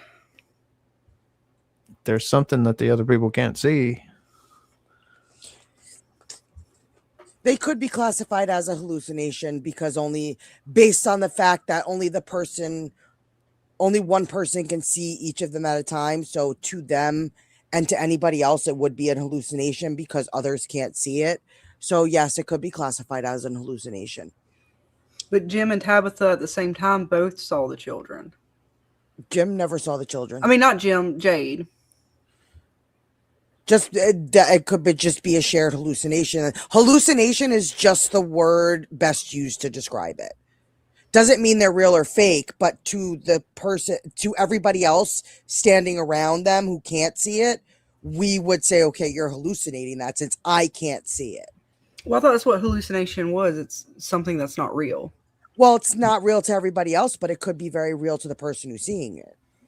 Yeah, I mean, not like Dana said, I think that's just a word we're using. I don't know if that's the correct actual word. Because if you ask somebody who's seeing it, to them, it's not a hallucination, but it's classified as that because everybody else can't see it. So that would just be the correct kind of quote unquote terminology for it. If you're going to. I know, because that implies that their mind created it and it's not a supernatural occurrence. But it still could be, that could still be the case. But just like the voices in Sarah's head kind of thing, it's not right, that I don't. She's making it up. She's not making that up. That's actually happening. So Kotri's actually happening to Boyd, but right. It's not something that. So they're schizophrenic. Well, I don't think Boyd is the problem. He didn't get hit on the head and he's seeing people. This place is causing him to see people. So it is supernatural. But, the only best way that we can explain it is hallucination, because like if Donna walked in the room, she wouldn't be able to see Kotri. But it doesn't mean that Boyd is, hallucination in the sense that it's coming out of his head necessarily. The place itself is doing it. Just like the voices in Sarah's head, whatever that is, the place was doing that. Something wrote on her arm, well, you didn't see a knife, you didn't see a monster sitting there carving it into her arm. It just happened. The place did it, right? Well, yeah, However, right. you That's can what I said. explain Like, that. well, yeah, because it goes to me to supernatural, which follows its own rules. Which I guess, I mean, I'm just getting caught up in word salad at this point, but I don't see it as a hallucination, but that's just me. Because, like I said, in my mind, when I think hallucination, I think schizophrenia, and that It leads could to be a them, supernatural hallucination. and to me, then that means that whatever they're seeing here is not real. It could be a Right. supernatural hallucination. It could be a As opposed to magical. like a ghost or something like that, or some crazy entity that's able to kind of, because the kids to me that they see again, those are just to me just straight spirits that are coming back, sort of that psychic energy. And that could be what all of these are. They're just sort of a spirit coming back, and for whatever reason it's only showing itself to certain individuals. Yeah. Yeah. That seems to be what's is But happening. I kind of take it as these particular entities are not just spirits. Like I take it as that they are not this is not the spirit of Jim. This is something evil taking the form of Jim. Right. And I don't know. That's a theory, but I don't know if that, I don't know. I mean, it could or it could not be, Mm-hmm. that kind of thing. What's They up, could, TJ? Khatri could really be Khatri, the spirit of Khatri, or it's a monster or this place or something evil trying to manipulate in the form of Khatri. Mm-hmm. We just don't know. Because I place those all kind of differently. And Because I consider hallucination as one of the options. and Boyd but that's asked like him. them just crazy. Like they're Yeah, just if crazy. you remember, Boyd asked Khatri, and Khatri said, "I can't tell you what I am." And even Jade played around and said, I know you're just basically, I forget how he exactly phrased it, but something like you're just in my head or you're a figment of my imagination or something I created up to deal with situations or whatever. So even his brain thinking logically is thinking, okay, I'm just hallucinating. None of this is real. This is me trying to work out a problem. Not that it's a spirit, not that it's an entity, not that it's something supernatural plaguing them. So that's why I'm like, to me, if it's a hallucination, then that means, okay, they're crazy.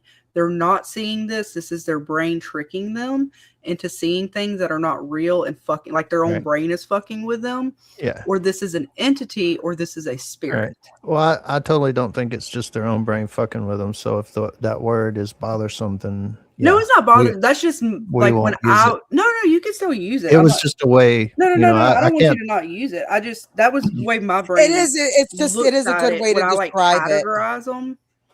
So that way it's harder for But me to call it like it's a totally hallucination. supernatural. It's not in their head. Boyd's not crazy by seeing Khatri. This place is doing that to him.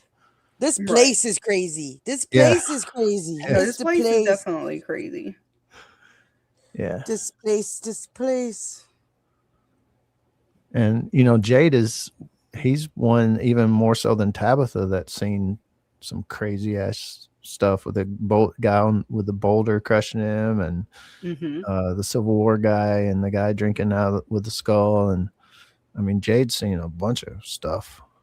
Yeah, I'm starting to think that guy with the skull might have been Jade's one of his past selves or something. Yeah, it could be even maybe the original, the eye missing thing. What's crazy is what's her name, Acosta. And I don't know if it means anything, but when season 4 wrapped, they put out this little video. I don't know if you guys remember it, but it's like most of the characters saying it's a wrap, it's a wrap, it's a wrap, just over and over. Right. And Acosta like puts makes a circle with her thumb and finger and puts it over that eye, like her eye, that guy drinking from the skull, same eye kind of thing. And I'm wondering, like, was that a hint? Like, why did she do that? I don't know. It could be. I wouldn't be surprised. And I mean, will she get that? Is that a hint, like a foreshadowing of something that's going to happen to her? Kind of thing. Possibly. The next to lose an eyeball. Could be. I mean, our boy's still kicking. His eyeball got taken out. He's fine. Our other girl got her eye fucked with a little bit. She's fine. It's fine now, as long as they stay within Colony House. Yeah. Do you Oh, think and I think Boyd? the steps are even more, I think, now, because I think that's like the same kind of wallpaper that was on the side of those steps. I'm sorry. My Oh bad. yeah, as far as the ring. Yeah, my bad. I should Um, I cut you off, my bad. no, it's in this scene though, him saying, the truth coming out stuff, and Boyd saying that he'll make sure it doesn't. Do you Mhm. guys think he's talking about Fatima or talking about what Elgin did so that he's trying to protect Elgin? Or do you think he's talking about Smiley and everything that happened? Because then you've got Boyd in Colony House with Donna saying, "Hey, everybody's asking questions. You got to tell them something." So Mhm. I'm thinking maybe in this scene right here, even they're talking about the monster rebirth thing, not the protection of Elgin himself. It's possible that could be a possibility, because we don't know what all Elgin knows about the kimono lady and what was going to happen. Like he kept telling us, well, if we do this, it was going to save us. It's going to save us. We don't. So I don't know if he knew that the baby was going to turn into Smiley, or if Right. and if Boyd told him, like, hey, this, did you know this was what was going to happen? I Right. don't know. It could just possibility though. I wonder if that's the Lake of Tears behind him there. Possibly. We still ain't really completely found the lake. We did find a lake, but we don't know if it's the Lake of Tears yet. It might be after the scarecrows come in by the little settlement. I'm not sure. What do you guys in the chat? Let us know what you think about these bits. I still don't know how that motherfucker's up walking around. Somebody saw 6. Magic or no, you should be fucking comatose right now. Sorry, Sarah will perfect her technique by next season. And the next one won't survive. He got his brain tickled and he's just like talking to Boyd like it's just another day. Or maybe she did perfect it, because remember, she did stab old boy and back in season Toby. So maybe she remembers that and says, you know what, we just a little nudge here, just not too far though. Just a little bit, just a little tickle.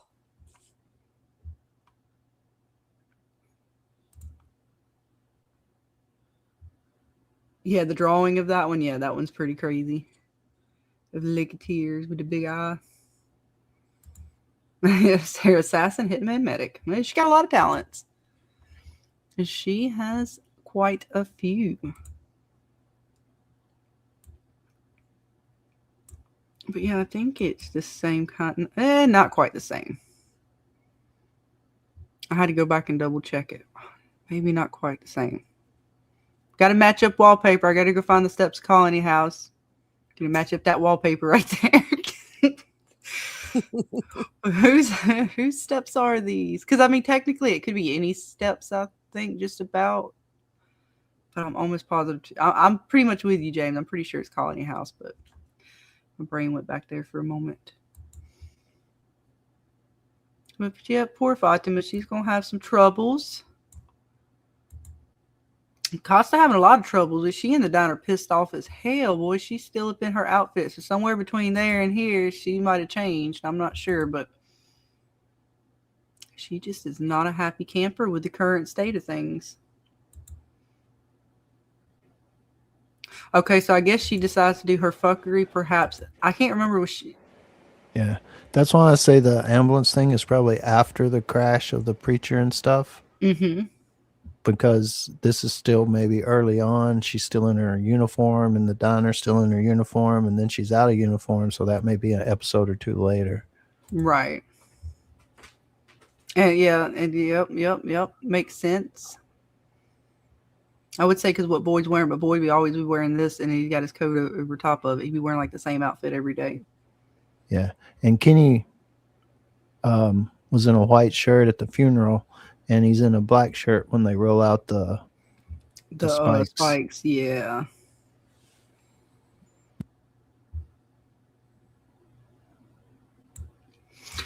See, that's what... Okay, so Ethan was also wearing that I guess perhaps the same day he goes to run outside looking possibly for Daddy. And I guess that's where they find the knowledge. I don't know what they find in here. I'm assuming they find this and go back and tell Mom and Daddy or Mama what's going on. Or Boyd or somebody. I'm going to say they find Jim's body in there. That's why Tabitha is screaming in that one scene and Julie's screaming in the other scene. So if he finds the body here, is this before or after he sees Daddy in the woods? I mean, that's the whole big question. I don't know. But I would say this is before, but I don't know. But then that wouldn't make sense. But at the same time, then it's like, I'm not sure. That's a lot. If it could him be wearing, let's see, and Julie's wearing that. I'm trying to see if there was, where was she's wearing the same thing, right? When he goes to running. Let me go see if I can find that again. Yeah, I think she is.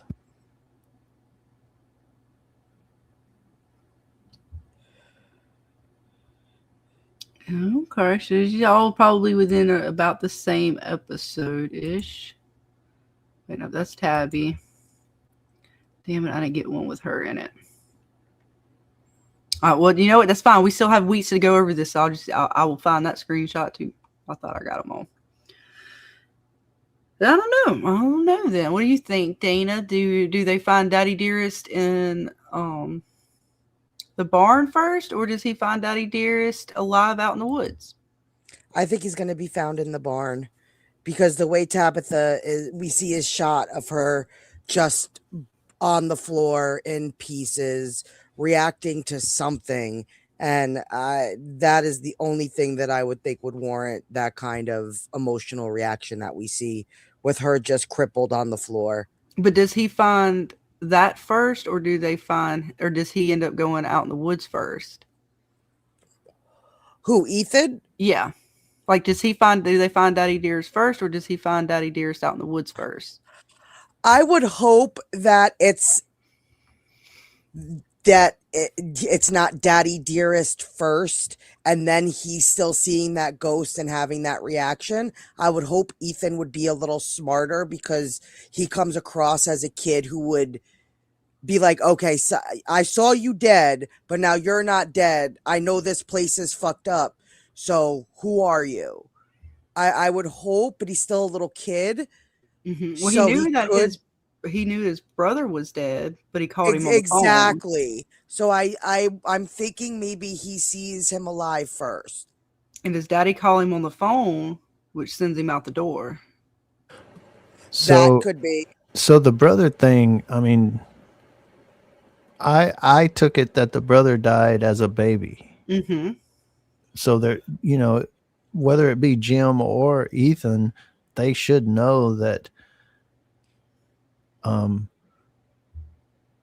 he's not able to talk, and call unless they think he's still alive in some weird way or something. Well, Jim didn't seem to think, I don't believe he thought it was real. He thought it was like he got pissed off and was trying to like rip the phone off and shit. Ethan heard him telling him that Mom was coming home in an ambulance. He needed to go save her or something along them lines. And Ethan goes running out the door as soon as he sees the ambulance. Yeah. I mean, even Ethan on the phone's like, no, who is this really? And because he said, who is this? And they said, this is Thomas. And he's like, no, who is this really? And that's when Jim took the phone. But yeah, the Thomas thing is weird to me because of the baby thing, and then him talking like calling, and them using Thomas as a thing, like that's always been kind of weird. Because he come across the radio at one time. Jim and Ethan was back at the RV, and the CB radio kind of came in, and it was Thomas talking again. So that's just always been weird. Yeah, that was definitely some fuckery. I mean, Jim for sure knew that it was not on the up and up. It seemed like Ethan, even if he didn't believe it, maybe he just seemed to entertain it a little bit, because I could have sworn he had the conversation with him. He was like, no, Mom's coming in. You got to go save her. And that was why, like, when he saw the ambulance, he was like, Mom's in it. I gotta go save her. And he like darted out the damn door.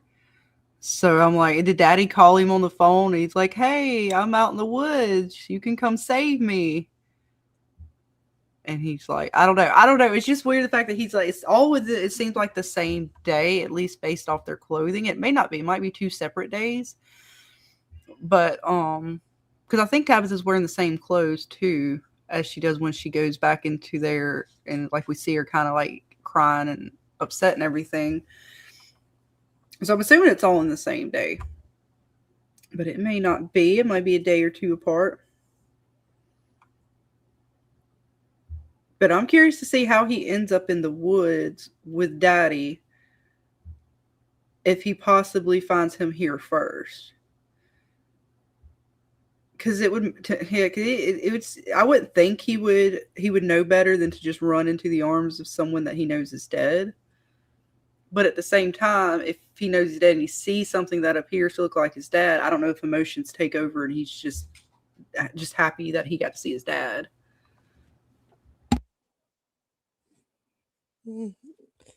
Again, just gonna have to wait and see. Right? But Yeah. who knows? Given the bottom 2 shots, I would say the top 2 shots happened before the RV thing. Mm-hmm. Is it like time of day kind of thing, or just?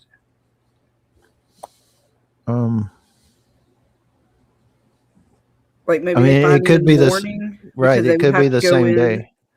Well, because Right. yeah, I would assume because weren't they? He always liked to go visit the animals. I think he was even helping take care of them at one point. So maybe they did. They went in to go feed the goats and go check on them, and I would assume they would do that in the morning. Right. And I mean, maybe Jim isn't in there, but you remember Tabitha in the lighthouse, we see Jim hanging upside down. Maybe that's how he's hanging in the barn or something. He could be. That would fulfill the prophecy that she saw, or whatever prophetic dream she saw. So that would make sense anyways. I'm just curious to see if he's gonna actually like what is he gonna actually go and hug his daddy knowing that his daddy's dead? That's gonna be wild. Because I can't tell if like it's hard. I can't tell with Boyd like what day they're on just because of the fact that he pretty much wears the same outfit every day. Because this is when they were rolling in what I think we believe to be Jim's body. Now, what Jade is wearing. That's what he was wearing When Tabitha, you're right here. last season. So, like Tabitha's wearing what she was wearing last season, and so is Jade.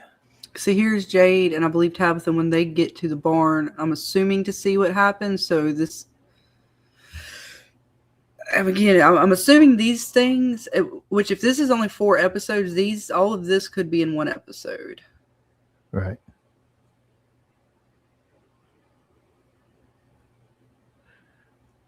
I don't know. We're still putting the pieces together.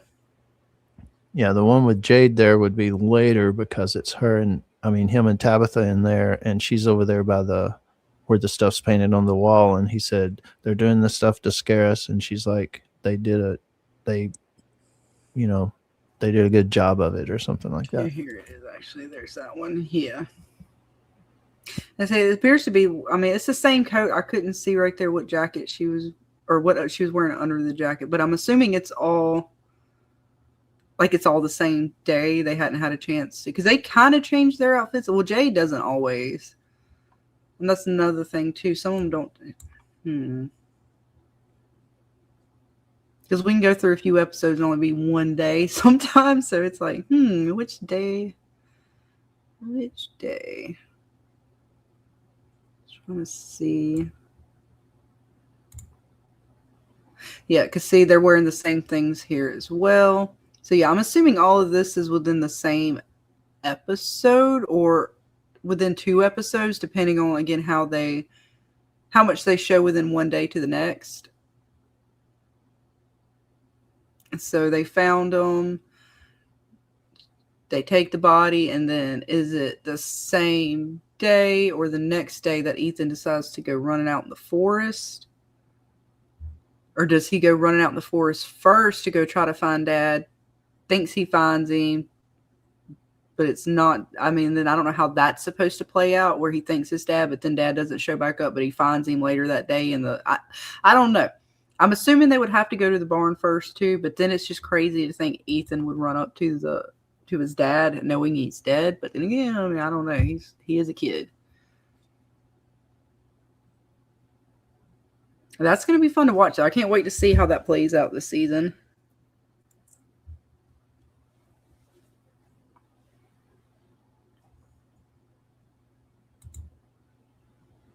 The scene of Ethan finding fake Jim is probably the next day, just before they find Jim's body. So you think he goes out first and then they find Jim's body? And it's not... Where do you think Jim's body is? Is it in the barn? Where do you think it is? There's a way this kind of appears to be playing out. They're wearing all about the same looking clothing, which again doesn't mean it's not within 2 episodes or even 2 days with, apart from each other. The one in the bottom right is probably directly after the season 3:10 episode, and Tabitha, Julie, and Ethan go in the house, and in one shot we see Tabitha and Julie standing in the doorway of the house, and Julie's like, where is he? He's not home yet. So it would be the next day before they find the body, at least, I would think. Well, yeah. Mm-hmm. Okay. Yeah, I'm assuming they went out to look the next day. So is that when everybody's looking and that's how they find, or it's because I'm assuming they were going to the barn to do their normal like chores or whatever, feed the animals and stuff like that. But I guess I mean, if the kids were looking for him, trying to find where Daddy is, I guess the daytime would be safe enough to send them around town looking. They could have went and looked in the barn and found him, just not even trying to go there for any other reason.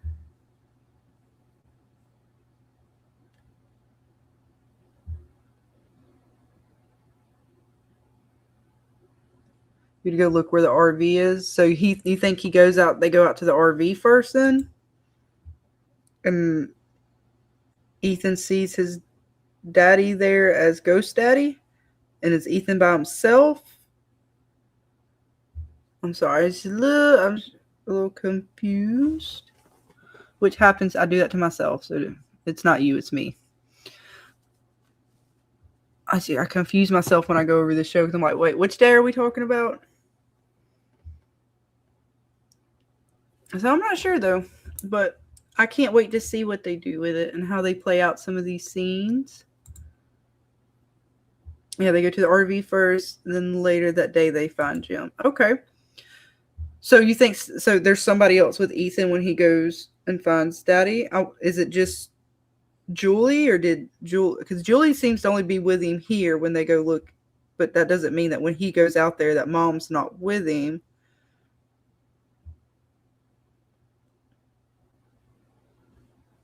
Okay. That's a possibility. Definitely possible.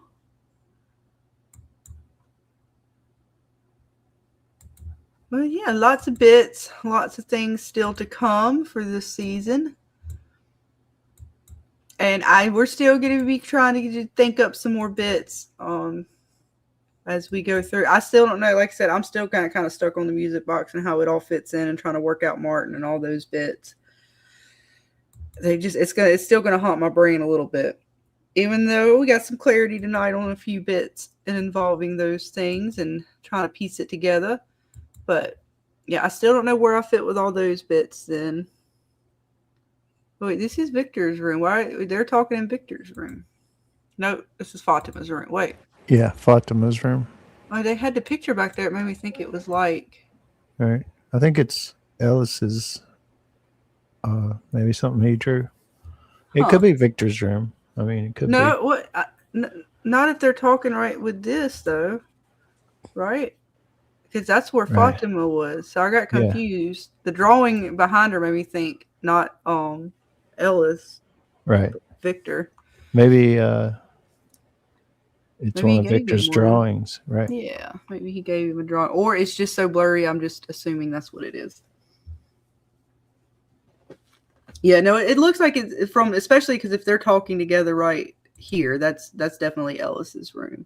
It was just the image behind Donna threw me off. That whatever this is back here, because I just didn't remember seeing it. Just the vagueness of it and how fuzzy it is. It made me think of one of the drawings, but I thought it was one of Victor's. Because I know, like up there too, it also has, because they're at Colony House, but at on the other side, I guess where Victor's at. He also has some of a similar kind of wall right there. I think it kind of threw me off. Is it that? Shit, why am I still getting so confused by this? It's as if like this whole area just totally looks. I'm gonna have to go back and look at Ellis's room. This is definitely Ellis's room. That is 100%. So this has to be, but I don't know why that picture's throwing me off. Nevertheless, we're moving along. Stuck on a frame. That tends to happen. But it looks, again, we get our guy here. It's kind of sad. He's not going to get to make it very long. It doesn't look like, possibly. Or will he? Will he get to survive and be hanging around? There is a possibility because we see it's either in the teaser or a teaser photo. I don't think it's in the trailer, but we see his daughter sitting at the edge of a bed in the hospital place praying. Right. So she could be praying for him if he's injured, and he could die and still be one of the ones being buried. But if we want to say that he lives, then it's Tilly and Jim maybe in the graves. But she's standing there with flowers at the edge of the grave, so I really think it is her dad or this guy. Right. So, poor guy. He don't get much time.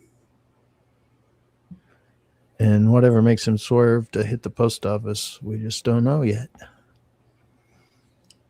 Right? Like, I mean, that's crazy if he ends up having some kind of like seizure or something, kind of how, or like Elgin was asleep when he had his vision and he woke up and had the seizure.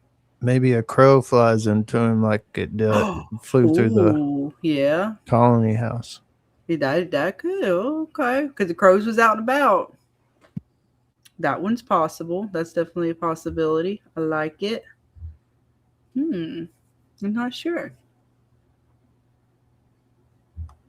And the Matthews are standing next to the other one. Oh, you did? You went back and looked at the previous? Okay, so he does have a picture there. All right. I will take your word for it. Like I said, it was so blurry, it kind of looked to me like one of Victor's. It was so like always pencil, the little stick figure people. Yeah, I like the crow theory too. That one makes more sense than me just trying to like come up with some random shit. Like I don't know how else do other people decide to crash their cars. No, that definitely makes more sense because I couldn't see anybody just running out in front of them. Unless Ethan, I don't think Ethan running out of the house decided to run in front of the car. Well, you never know. He thinks sometimes he's invincible. You know what? When I watched oh my god, now I can't remember. Why is it when I'm trying to name something, I swear my brain just decides to forget it. I can't remember the name of the movie. Oh, well, I'll remember it another time and tell you guys. But there was the movie I'm thinking of. It also had a crow that hit into the window to stop people from leaving town. Oh my god, Dana. Pet Cemetery, the newer remake or prequel thing they had when they were going back and showing Jed or whatever when he was like a young boy or young man with his girlfriend or wife when they were young, and they were trying to leave town. Oh yeah. The entity, the Wendigo or whatever, it shot a crow at their car in the windshield and caused them to crash. Yes, it did. And they thought at first they didn't even realize it was a crow. They thought it because the dog ended up behind the car, so they thought they hit the dog. Well, they didn't crash, but they like hit them and they kind of swerved off a little bit. So I mean, it's possible. Of course, they were on like a road that was kind of in the middle, like leading out of town, so it was nothing on either side of it. But I could imagine if something like that hit them in the middle of town, yeah, it could definitely cause you to swerve and run off the road and all kinds of stuff. So I could see it. That's possibly a new Father Kocher. He just it appears as though he may not make it for very long. So it looks like his daughter's going to have the Bible, and she will try to bring some light into the dark places.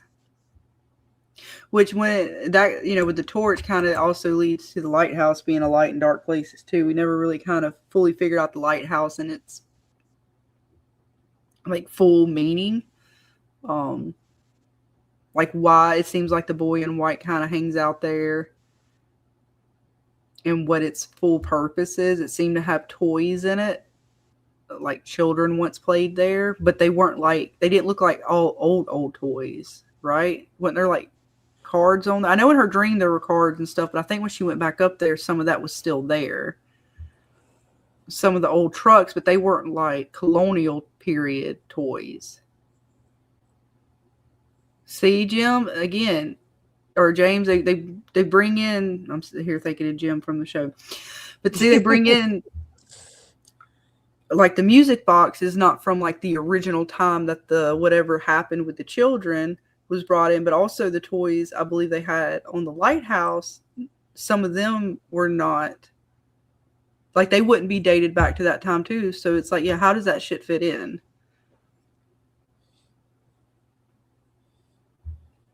Like, I don't know. It's all the questions still to be answered. But we will just have to continue to talk about it. I know I'm going to try to come back Monday for sure. Get ourselves in the Monday, Friday rhythm from. And just, I mean, we'll probably just continue. Who knows? I'll probably have looked through the episodes again and come up with some other wild ass shit that makes no sense. And we'll talk about that too. We'll just see where we're at between when the dust settles tonight and Monday and where our brains are at. And what you guys have come up with between now and then. I'm thinking also to let Monday night, well, actually what we'll do next week is I'll do the Monday nights kind of just for us up here. And then I'm thinking about turning Friday nights into what they would be when we do from, which is kind of a moment to let you, anybody who wants to come up and share their theories. I'll put the link out for you guys starting next week on Friday nights. And like I said, just to it helps me get in the rhythm of things too. Gets my brain working in the right order to a degree. And so that way, and you guys can also better share. Because I know sometimes in the chat, like I misunderstand what you guys are trying to tell me all the time. And that's on me. But sometimes it's just, I suck at reading to begin with. And something about my brain does not like to compute words. But when you guys are telling me stuff, I swear I get a lot better. So if anybody, all you brave souls out there who wish to join us and tell us what you guys think. All your thoughts and theories. Even if it's not a theory, just, whatever your brain is cooking up, questions your brain's going through, whatever train your brain is on. Mine's always on some crazy train. So I enjoy hearing what you guys have to say as well. And Dana and James, as always, I enjoy you guys so much. I cannot thank you enough for always hanging out with me and joining me down these crazy rabbit hole roller coasters of shows that we get into. I couldn't think of doing it with any other folks better than you. I mean, there's nobody better out there than you two, honestly, because I just, the way it meshes up here, I always do enjoy, because something about Dana she kind of keeps me in line a little bit. And James, you just don't really give into my shenanigans. So you keep me in line too. And it's always good. And you tend to be the more reasonable one out of the two of me and Dana. Very true. Very true. You are the yin to our crazy ass yang. Right? And Dana's the nicest person ever, and I'm just chaos. That's why you're fiery.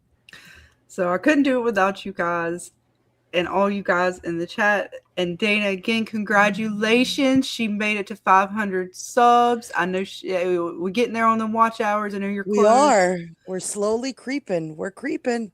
And so if you haven't, go to Dana's and just, like James said last night, turn on a playlist, whatever, some videos and stuff, and let them play through.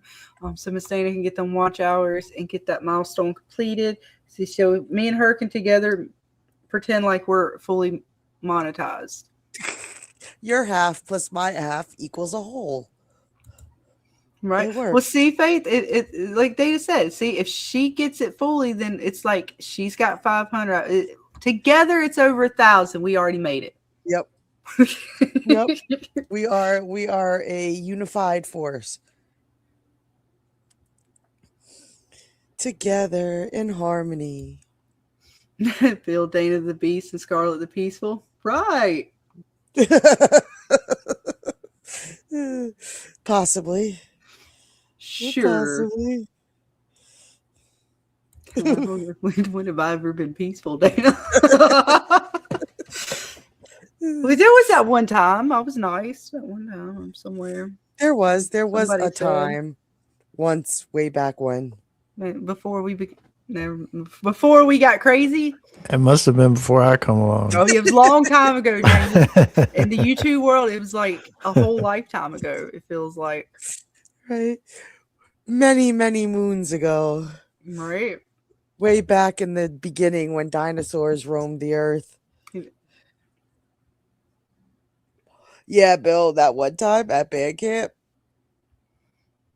That one time at camp. See, if it was at band camp, then I wasn't probably nice. It would have been at band camp. No, it was that one time at the Lake of Tears. I was just crying, and I was because I wasn't being mean. It was just You're not mean. It was that one time at the village, and the scarecrows came out, and I just got right in front of them and was like, "You can't take them." That was about the only time I was nice. You can't have them. And then it slapped me, and I was like, "You know what? Fuck this shit. You know what? Every man for themselves. I'm sorry, y'all on your own." Right. That's pretty much the way it happened, Dana. It's like, yes, we're all together. It's like slap face. You're like, you know what? We're all separate now. Fuck it. No, I'm just kidding.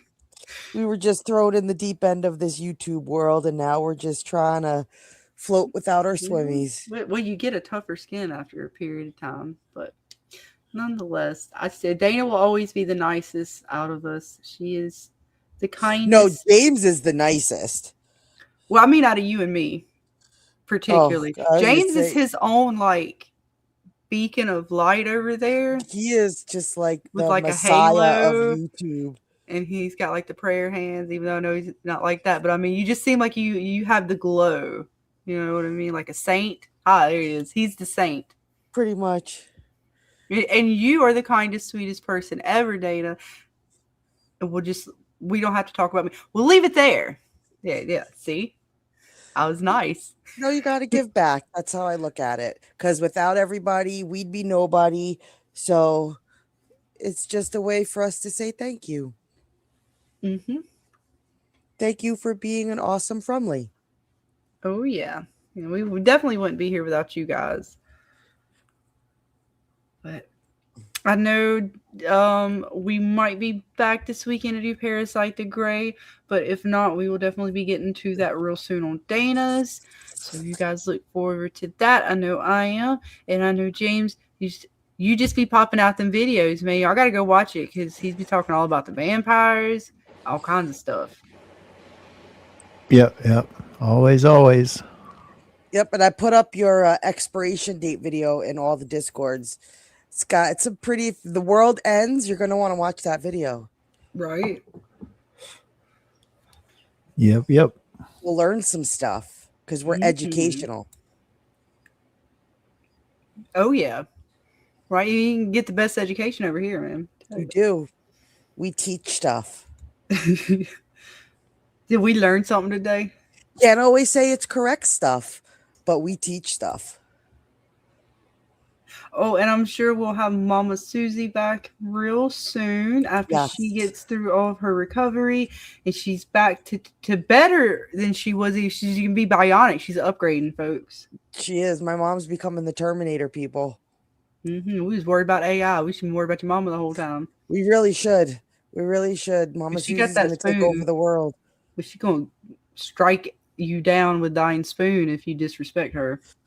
She's itching. She's itching to talk about From. Just do me a favor, everybody, because you just love me so much. No mention of a possible dead dog.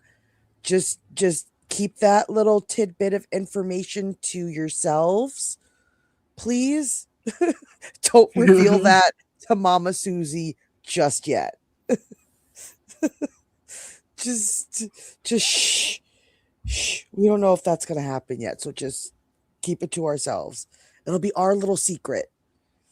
Right? Yeah, because Mama going to come after Dana and everybody else. You don't want that. She's going to have such a conniption, and I'll apologize for it now. I know that episode, Mama's not going to be happy. No, she's not. Definitely going to have a hard one with that one, which, like I said, when I seen JH put that up, I was like, oh no, let it go back to being the crows. Let it go back to being the crows. Or maybe there's like a baby bear out there. I don't want any animal, but I didn't want the doggy. You want to hear a Mama Susie rant? Get ready for it. Right. But that's going to be it for tonight, folks. We're going to wrap it up. Again, thank you all for joining us tonight. Dana, James, everybody in the chat. Again, Mondays and Fridays, we're going to get back in our rhythm of From. So definitely look out for those streams. And then I know, Dana, we're going to get back to doing Parasite Gray at some point here real soon. We're going to wrap that up before From. I don't know if I'll be able to get to it this weekend just because Mom has her surgery coming up this week. So we definitely will be getting back to Parasite the Gray. I promise we will get there. We will finish it before From starts, and then we will be ready to dive fully headfirst into this season with you guys. But until then, everybody stay safe. We love you guys, and we will see you all on the next one. Bye. Bye. Bye. Come on. We're coming. It's gonna be dark soon. I know.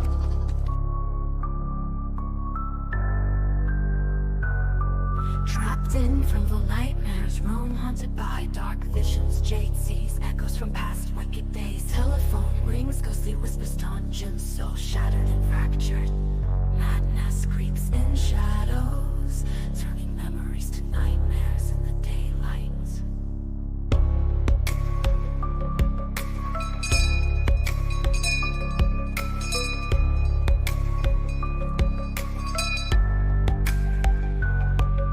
A secret hidden wound carries mystery, miracle, cursed tale, deep shrouded in history.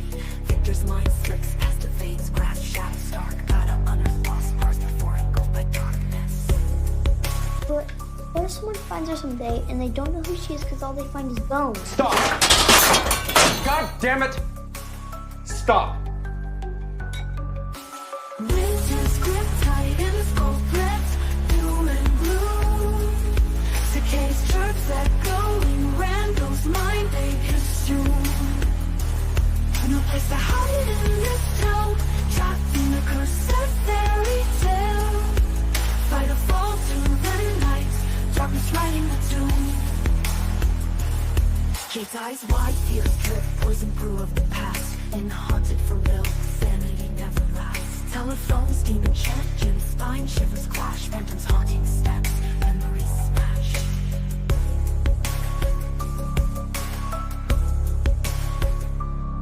Fatina's belly swell, enigma or dark twist. Future dim, shadow fall, fate tightens mist. Victor searches mind's maze, battle memories miss. Before blackness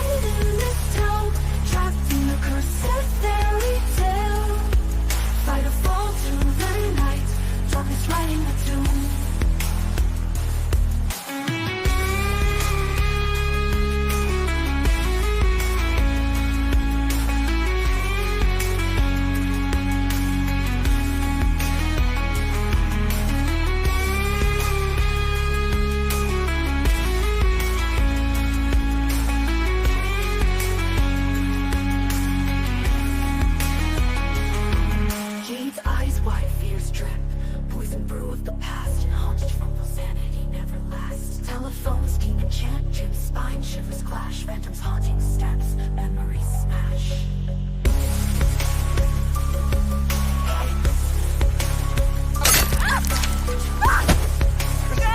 Christy! Hey, come on, get off your... Eyes wide, fears drip, poison brew of the past. In haunted from Bill, sanity never lasts. Telephones, demon chant, Jim's spine shivers clash, phantoms haunting steps, memories smash. Great. Let's just walk right past the scary voodoo tower and go sort some veggies.